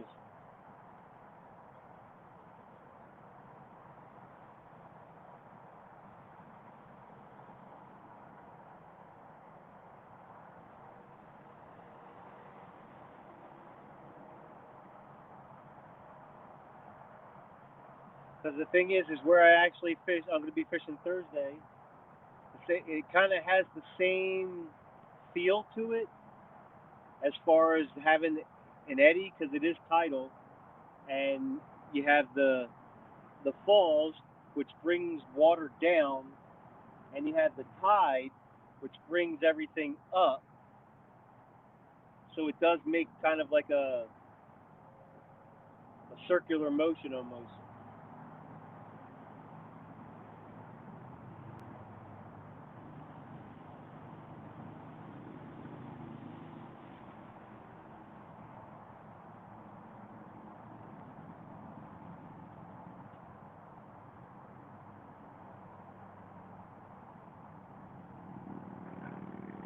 Does anybody know if if Chunky is live right now.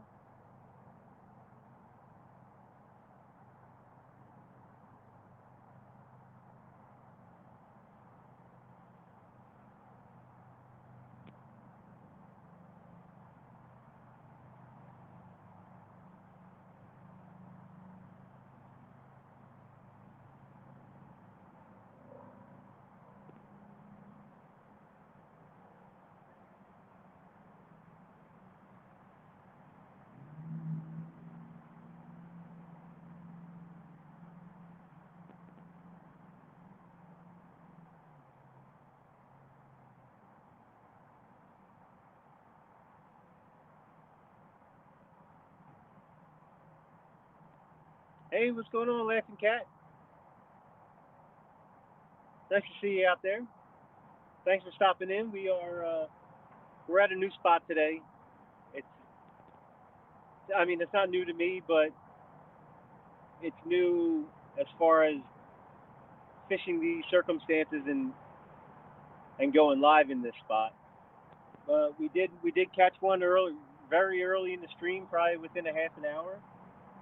We got one, got a couple good bites. Tide changed, and now we're just looking to see how everything reacts to the tide change. I got Jello chicken out on this rod, and I got garlic shrimp on this rod here.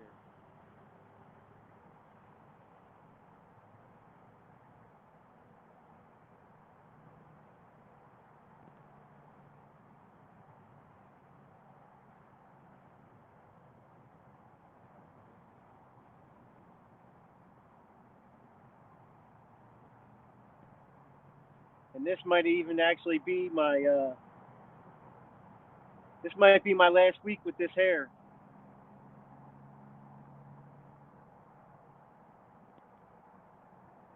I'm uh, I'm set to take my real estate course, and if I pass the real estate course,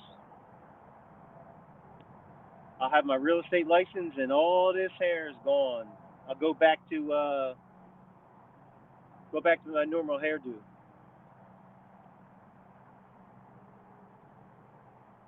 But I'm kind of pulling like like the hockey players during playoff time. They don't cut their hair,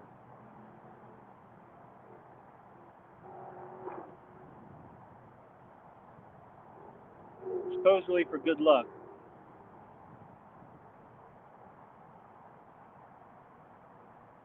Oh, Jeremy, that was awesome. I really do like the whole collaboration thing, just because it gives you, it. I mean, you have to unless you unless you really have a lot of followers and you know you have the ability to conversate with a lot of people all at the same time and keep the dialogue going. It's really it's really up to you as an angler to keep engaged with your with your audience. And when you have another person, another angler on, it really it really gives a different dynamic to not only see one set of fishing, but another type of fishing, or even another area that people are in. So it does make for a fun time. It really it really makes it really makes it like you're actually sitting there with the other person, and you're just hanging out fishing.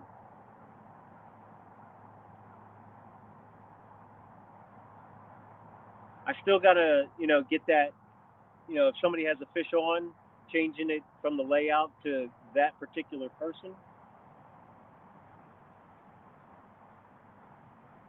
So I still need to figure that one out. Randall, I tell you what, it's a great gig. Um, obviously you set your own hours. You get to engage with a lot of people, and now I think the dynamic with let me move this. butt's killing me. And now with the dynamic of a realtor, a lot of people don't realize, or a lot of people don't really think about it, but it's like, most people don't care that you're a realtor until they need a realtor. So your job is more or less to engage in people, build relationships, and the whole, even getting down to the whole attire, what people wear, when they're going to show houses or even showing different buildings and stuff. Nowadays, the people that are actually doing it, you don't need to be dressed up, with the fancy shirt, shirt and tie's cool, but you don't need to have the suit and tie.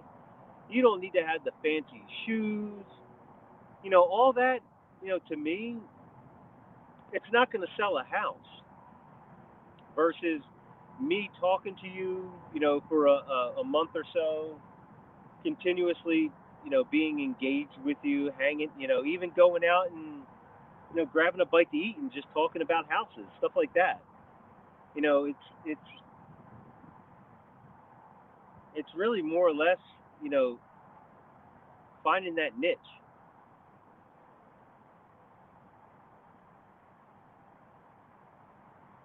Uh, yeah, patience is patience is definitely key in catfishing. Um, that was one thing when I was growing up and I would fish. I definitely had the ability to literally just sit out there for hours and hours and hours on end and not really and almost literally just look at my line and stare at my rods and not necessarily, I may not catch something, but I was engaged in the rods themselves. I think that had a lot to do with carp fishing, because the carp fishing where we're at, we have I had a specific way of carp fishing where, on in the lakes or in the rivers that were pretty much dead still for the most part, I would throw out a not a slide sinker, but an egg sinker, and I would pretty much have a slack line, so the line would dip. It would have a dip in it, and that would just give room for the carp to take the bait. And what you would do is, you would virtually stare at that line, and we'd have like something on there sometimes, and we would, I would hang I'd have like a small bobber and a hook, and I would put that dangling on my line in between my eyelids. And what that would do is that would signal me that there's something tapping on it. So I would sit there and just watch that for hours, like that.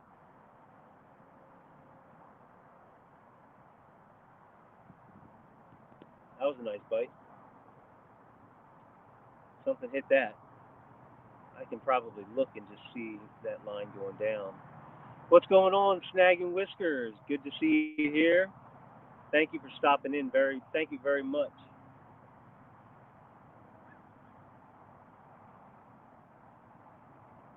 We actually just had a nice hit on that rod, so I'm not sure. Hopefully it'll be back. Grab that bait up. So I'm gonna try sitting here and watching the live stream all the while trying to watch my rods at the same time.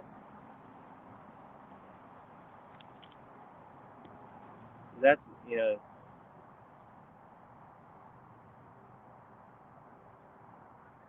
I don't know how that's gonna work out, but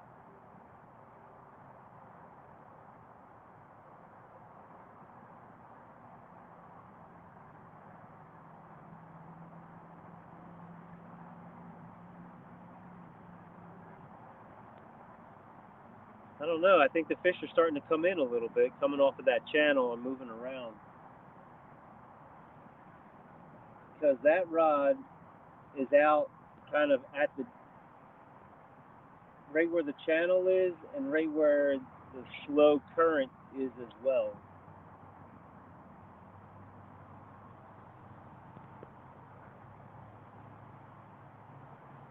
So that might be telling me something here.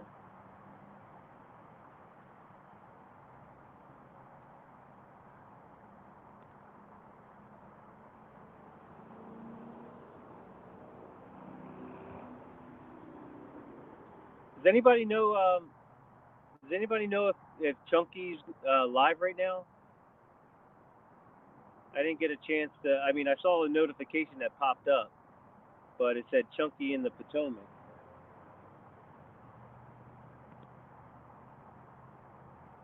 But I don't know if he's actually live as we speak. I mean, he's kind of stealing all my people here. But that's okay. I mean, when you got 9,000 subscribers.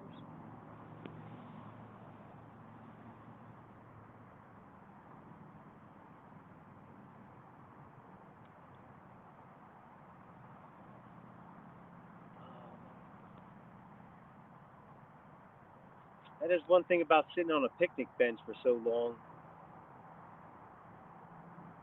Your butt gets sore.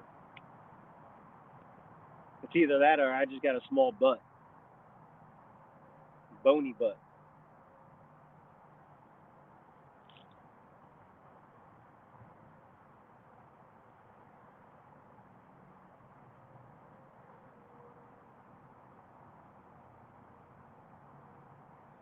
Yeah, that current's moving now. That's good.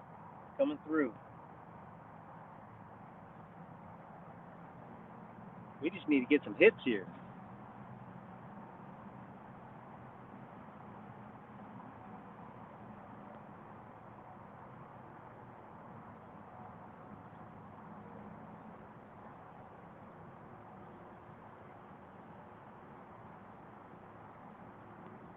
Can't let my viewers down.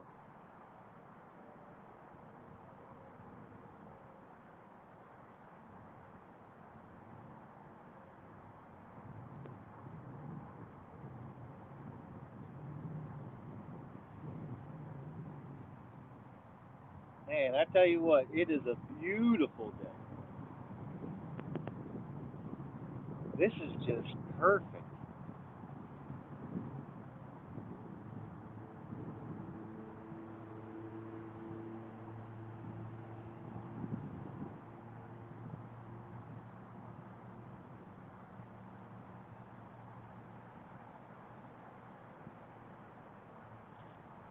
Sun's heating the water up.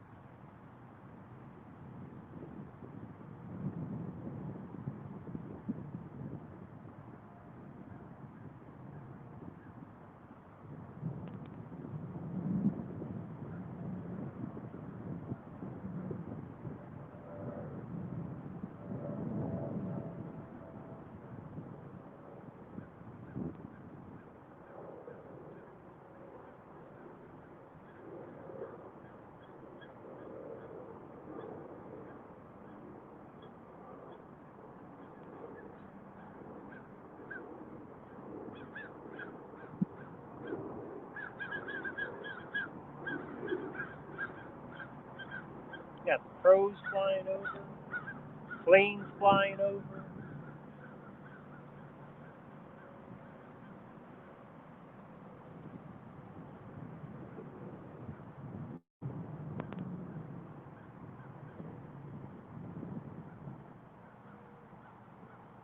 Oh wow, what's that? Richard. Richard Summers. Hello, hello. Ah, new subscriber. Nice. Yeah. 9 fish. 9 fish. That's good. That's good. Lee Evans. Okay. Yeah. Yeah. No, that's fine. I love it. I love the fact that All these people are going live. I seen Catfish Terry. Catfish Terry's been putting out a whole bunch of stuff lately. I mean, he's been crushing it. I'm watching some of his stuff.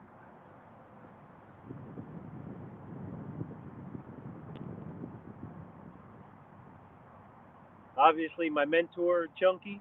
You know, got to check his stuff out.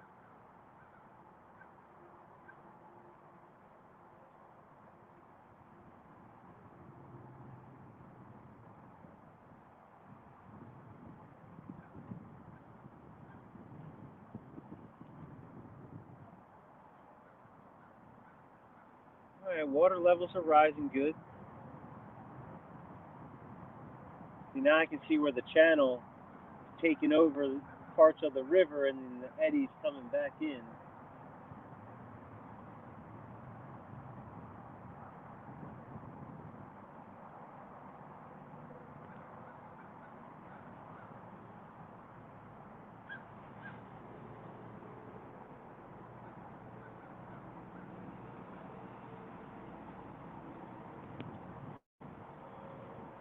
Well, we are we're still in my the same county as where I normally fish. I fish in I fish right by the Philadelphia airport, the Philadelphia International Airport. I live about 10 minutes away from there, and there's a right off of the Delaware River. Um, the Delaware has a few rivers that are tidal, and this is one of them. It's Darby Creek.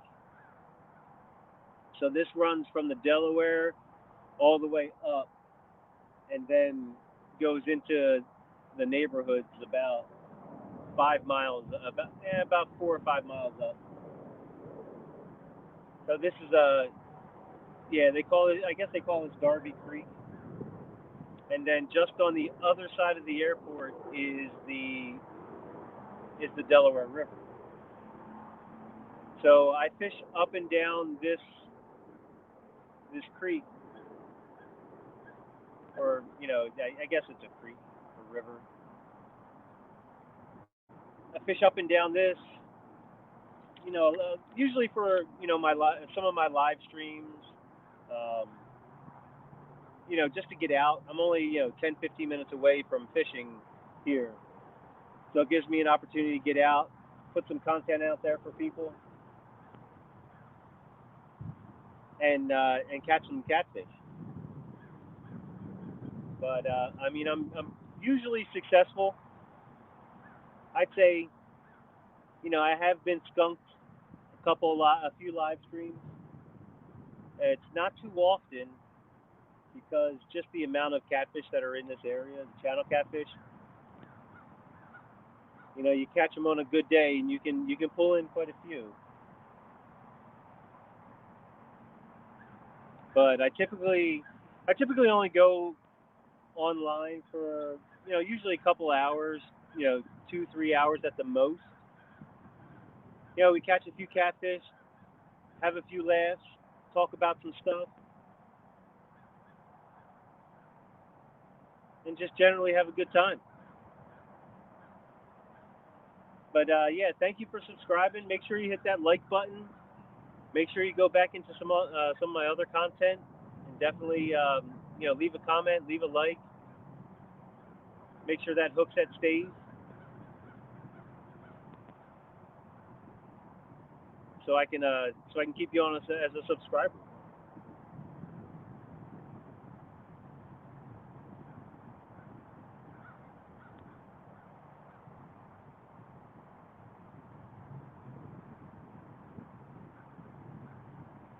All right, we're gonna move this. We're gonna move the chicken.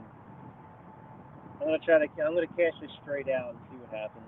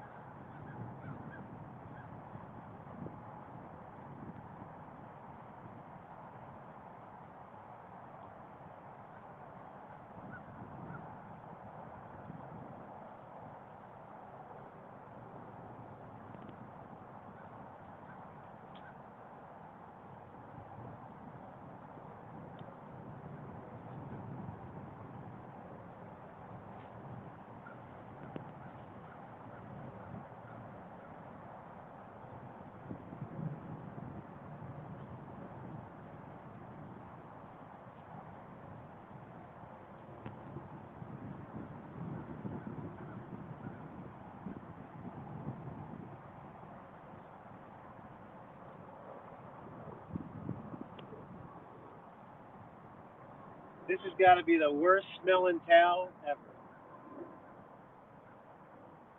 My son got in the car the other day and he's like, "Oh, what's that smell?" I'm like, "Nothing. Don't worry about it."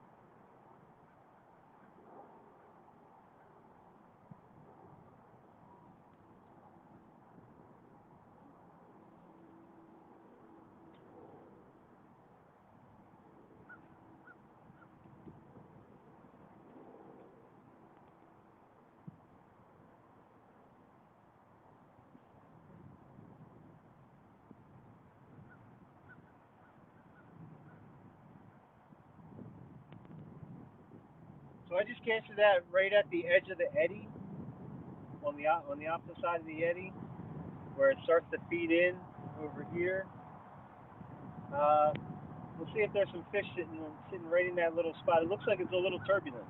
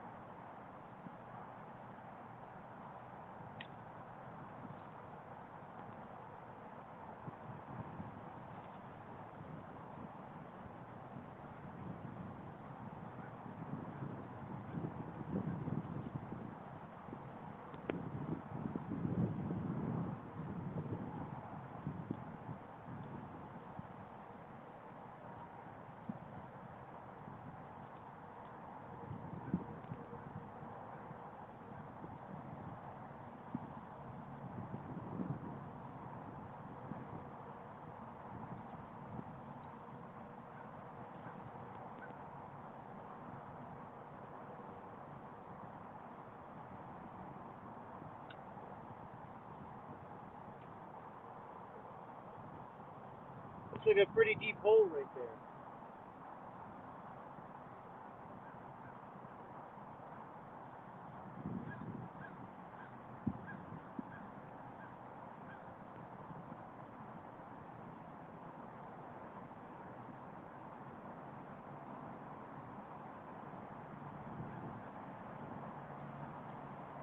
Ah, that's quality fishing. Yeah, yeah.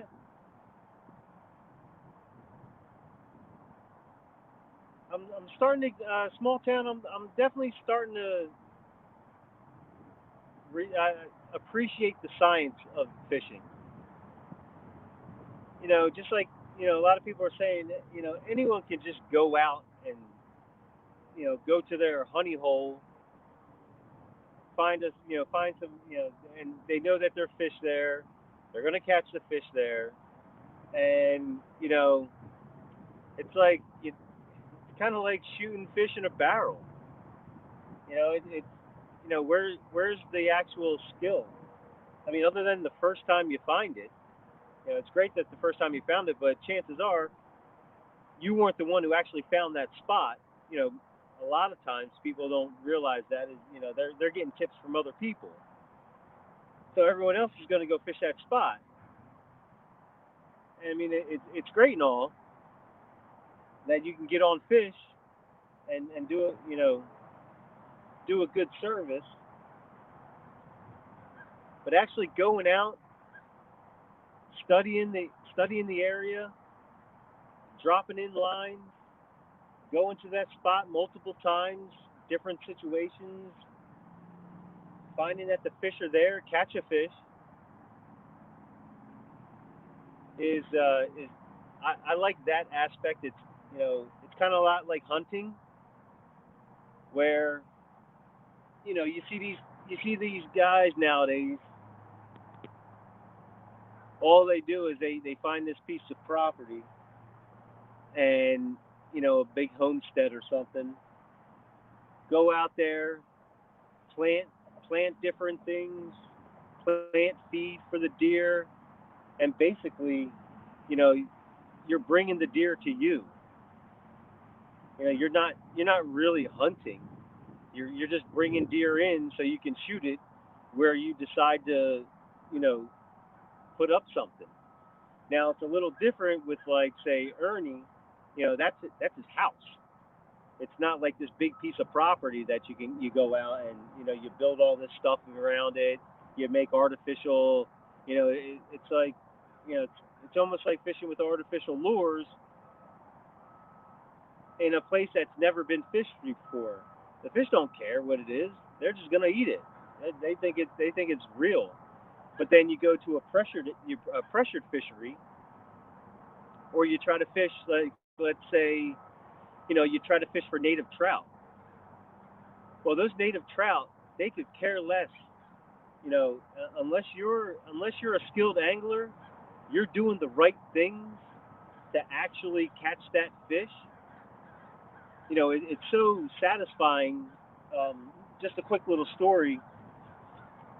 I fish up in Spring Creek up in Pennsylvania, northern Pennsylvania, up by Penn State University, and their creeks are native trout. They they don't stock them. It's all native trout, all catch and release. And the crazy thing is that if you're not fishing the right conditions, or you're not fishing the right bait, or you're not fishing the right time, those fish are not even coming close to your bait. They're gonna look. They look at it and they just walk. They just swim away from it. They actually become deterred.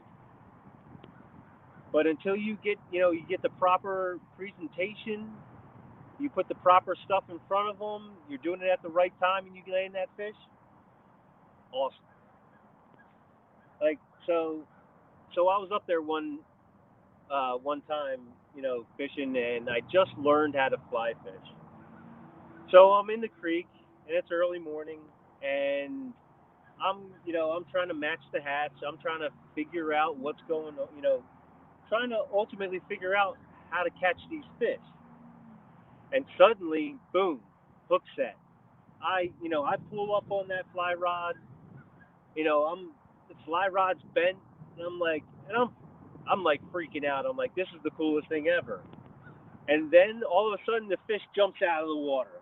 Jumps out of the water, comes back in. I'm like, oh man, this is so awesome. I get the fish close to me. It was this big. It was like a 5-inch trout, 5 or 6 inch trout. No lie. And my heart was racing. I was so giddy. I didn't even care what size that trout was. It was just the fact that, you know, I put the time in to figure out what they were biting on. I went to the right spot. I fished the right particular, riffle at that time, and the fish took it on the top water. It was excellent.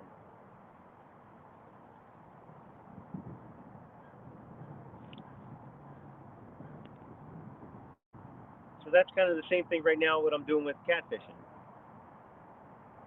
I'm, people people have their spots.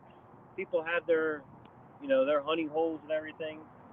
And I'm just kind of just trying different things out, different time frames, different areas. Like this area, this is probably the third time I've ever fished here. Never fished it at low tide. Always fast. It was always fast moving. Couldn't really do anything. Maybe caught one or two fish here and there, but I figured it out. I figured out how to fish that at that particular time. As soon as I cast it in, assessing the situation. So like this, I don't know what to expect.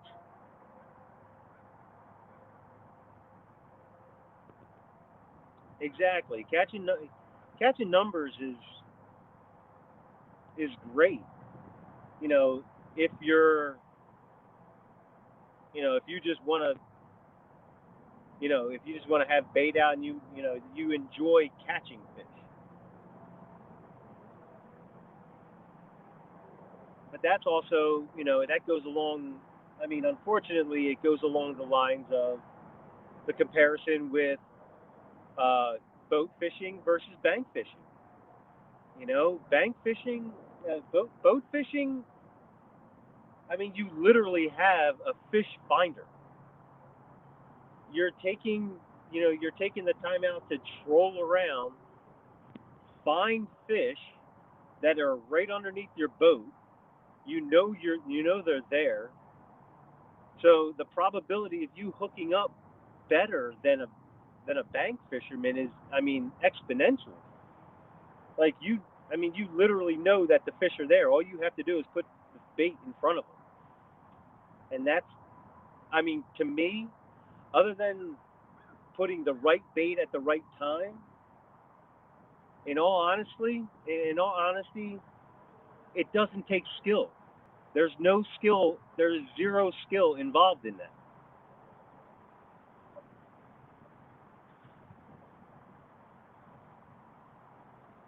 So with like the bank, you know, the bank, you have to search. You have to search for that stuff. You have to find those. And if you're not using any type of resources and you're doing everything old school, I mean, you're going to an area. You're looking at the contours of the bank. You're casting out and seeing how deep that water is. And then you're putting the time in. I think that takes a little bit more skill, a lot less luck, and an overall more enjoyable experience.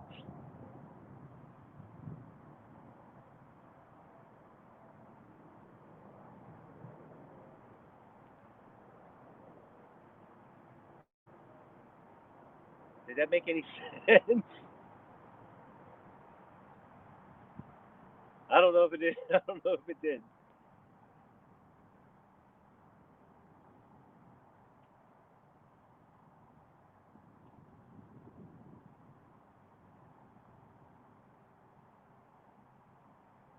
All right, we got about 15 more minutes left.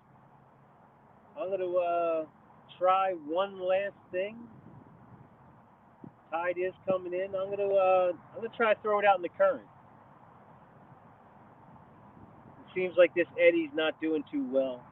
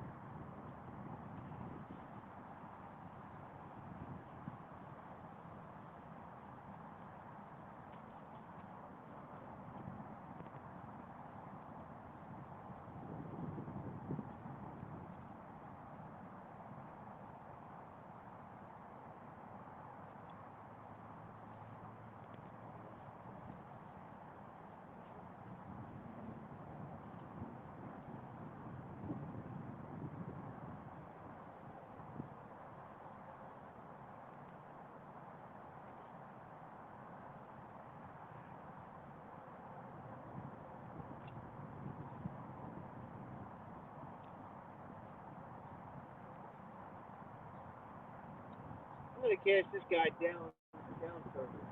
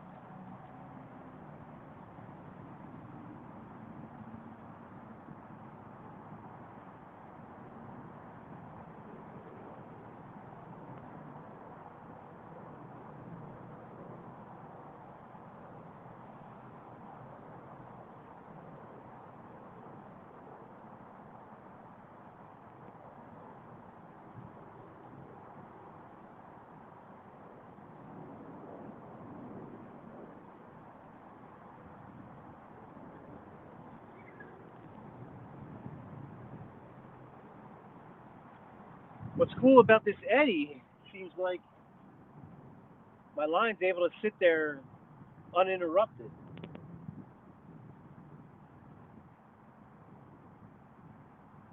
That's pretty neat. What what's going on, Big Matt? How's it going?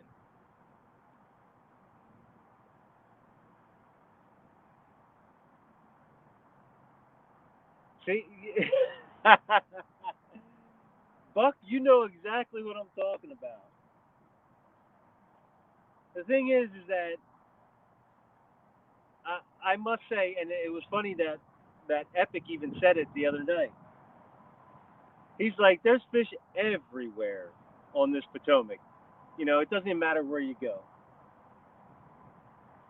Now, I don't know if you've been to the Buck. I don't know if you've been to the eastern side of PA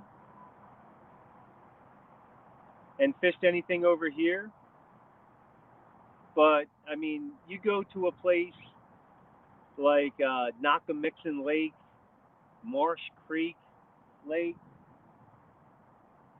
Um, you know, you even fish the Delaware. I mean, these places, they're not, you know, I mean, there are fish. I wouldn't say they're abundant, but you have to. I mean, they're pickier. You know, they're definitely. I think it. I think it takes a higher skill level to fish up here in the Northeast. I mean, above the Mason Dixon line, because we don't have blue cats. I mean, we have channel cats and we have flatheads.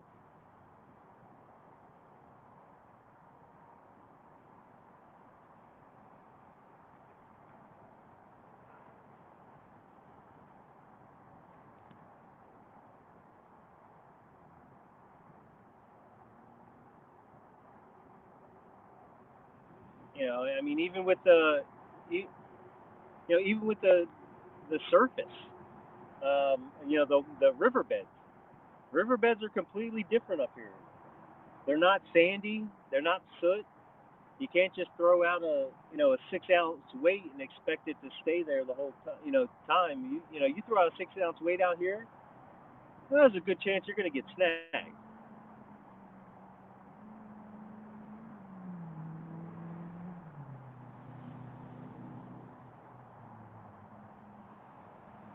Yeah, that's what I was saying. When Has was going to do his "Do You Has What It Takes," his challenge, and I was hoping he was going to go against Green Machine outdoors, and I was saying for them to switch waters, you know, go in kind of blind and you know use your skill because they're both on a kayak. They both can catch big fish. They both have great live streams. You know, they both have waters that they know. Why not switch it up and see where their angling abilities take them?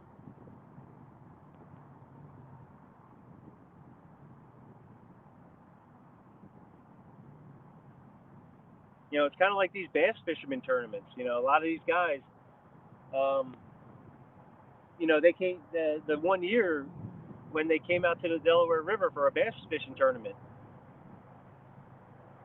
That bass fishing tournament on the Delaware River, these guys were only pulling in 1 2 pound fish at best, and it was tough. I mean, it was tough for them to get on, you know, to even get a 5 fish limit. You know, they were fishing all day just to get a 5 fish limit, and it was like, you know, this is Pennsylvania fishing here.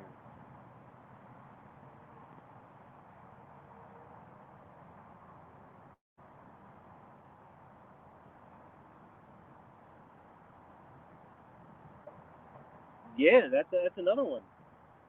I mean, I've got, I mean, because most of my fishing is urban fishing for the most part. I'm not out in the sticks for the most part.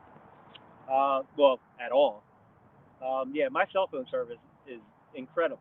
Like I never have any issues.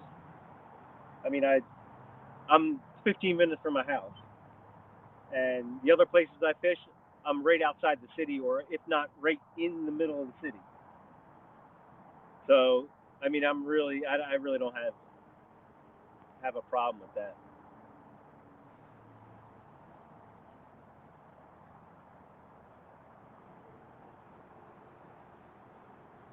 It's almost like they have to set up their own hotspot and then stream from that.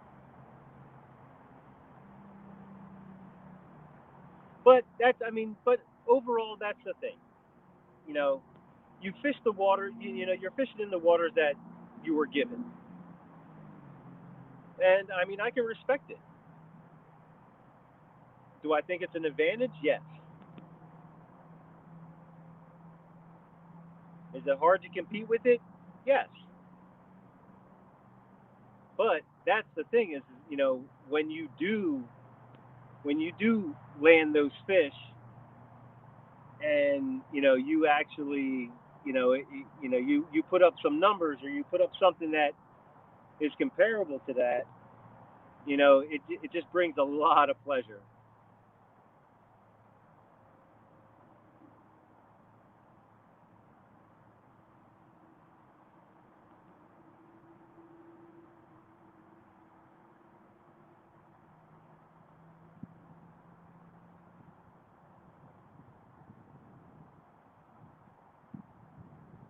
Man, no bites since that first fish. That's tough. Well, we got a couple bites, but we didn't. Nothing took.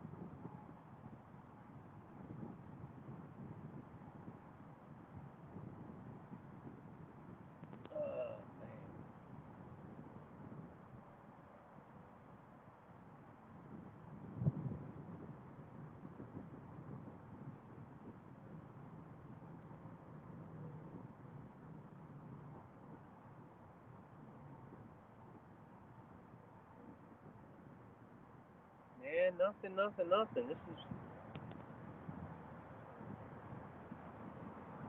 well. At least I probably got a good tan. I mean, you can tell I got a nice tan on today.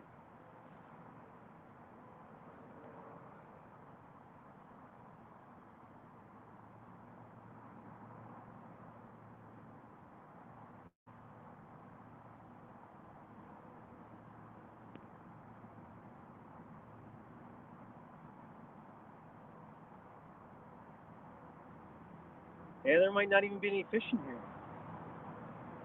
We're in this area right now.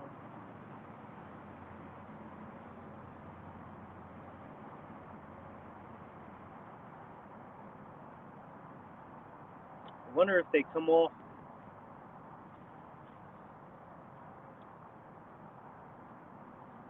I wonder if they come away from the bridge during low tide,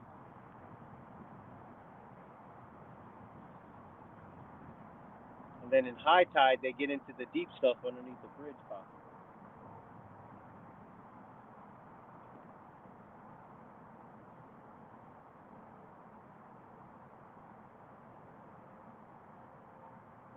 That's something I'd have to figure out.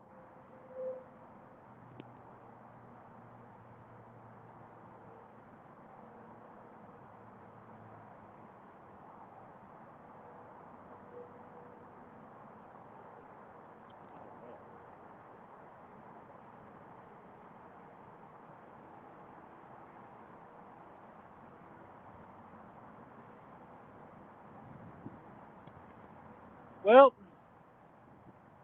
we're gonna wrap things up for today. Overall, it was a learning experience. I definitely was able to get onto a fish early, so we got one.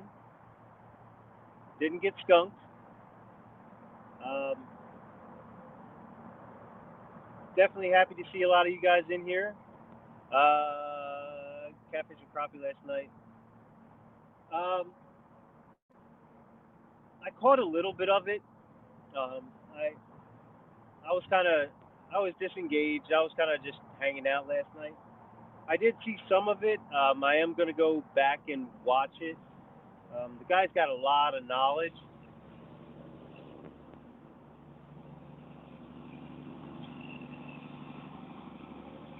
The only thing I could, the only takeaway that I have from that right now is anything, anything past, anything Midwest or Mid South, Midwest. All of their fisheries, there's a different, there's a different science behind it a little bit. I think between catfishing here and catfishing in different waters like that. But I took some of his stuff away from him, and I'm really gonna. I'm using it, but I think because it's bank fishing is tough. You got to really know how to, you know, you got to find the fish. I think it takes more time than anything.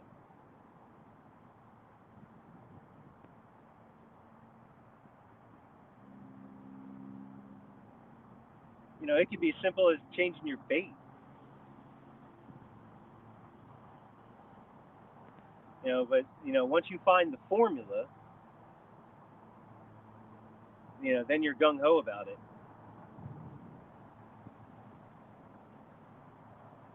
But I appreciate everybody being in my live feed today. I'm gonna head out and got to make some more phone calls for try to get some more clients, and hopefully everyone will see me on Thursday night. I'll definitely be in a different spot, and I'll actually have some bluegills so I can fish for some flatheads.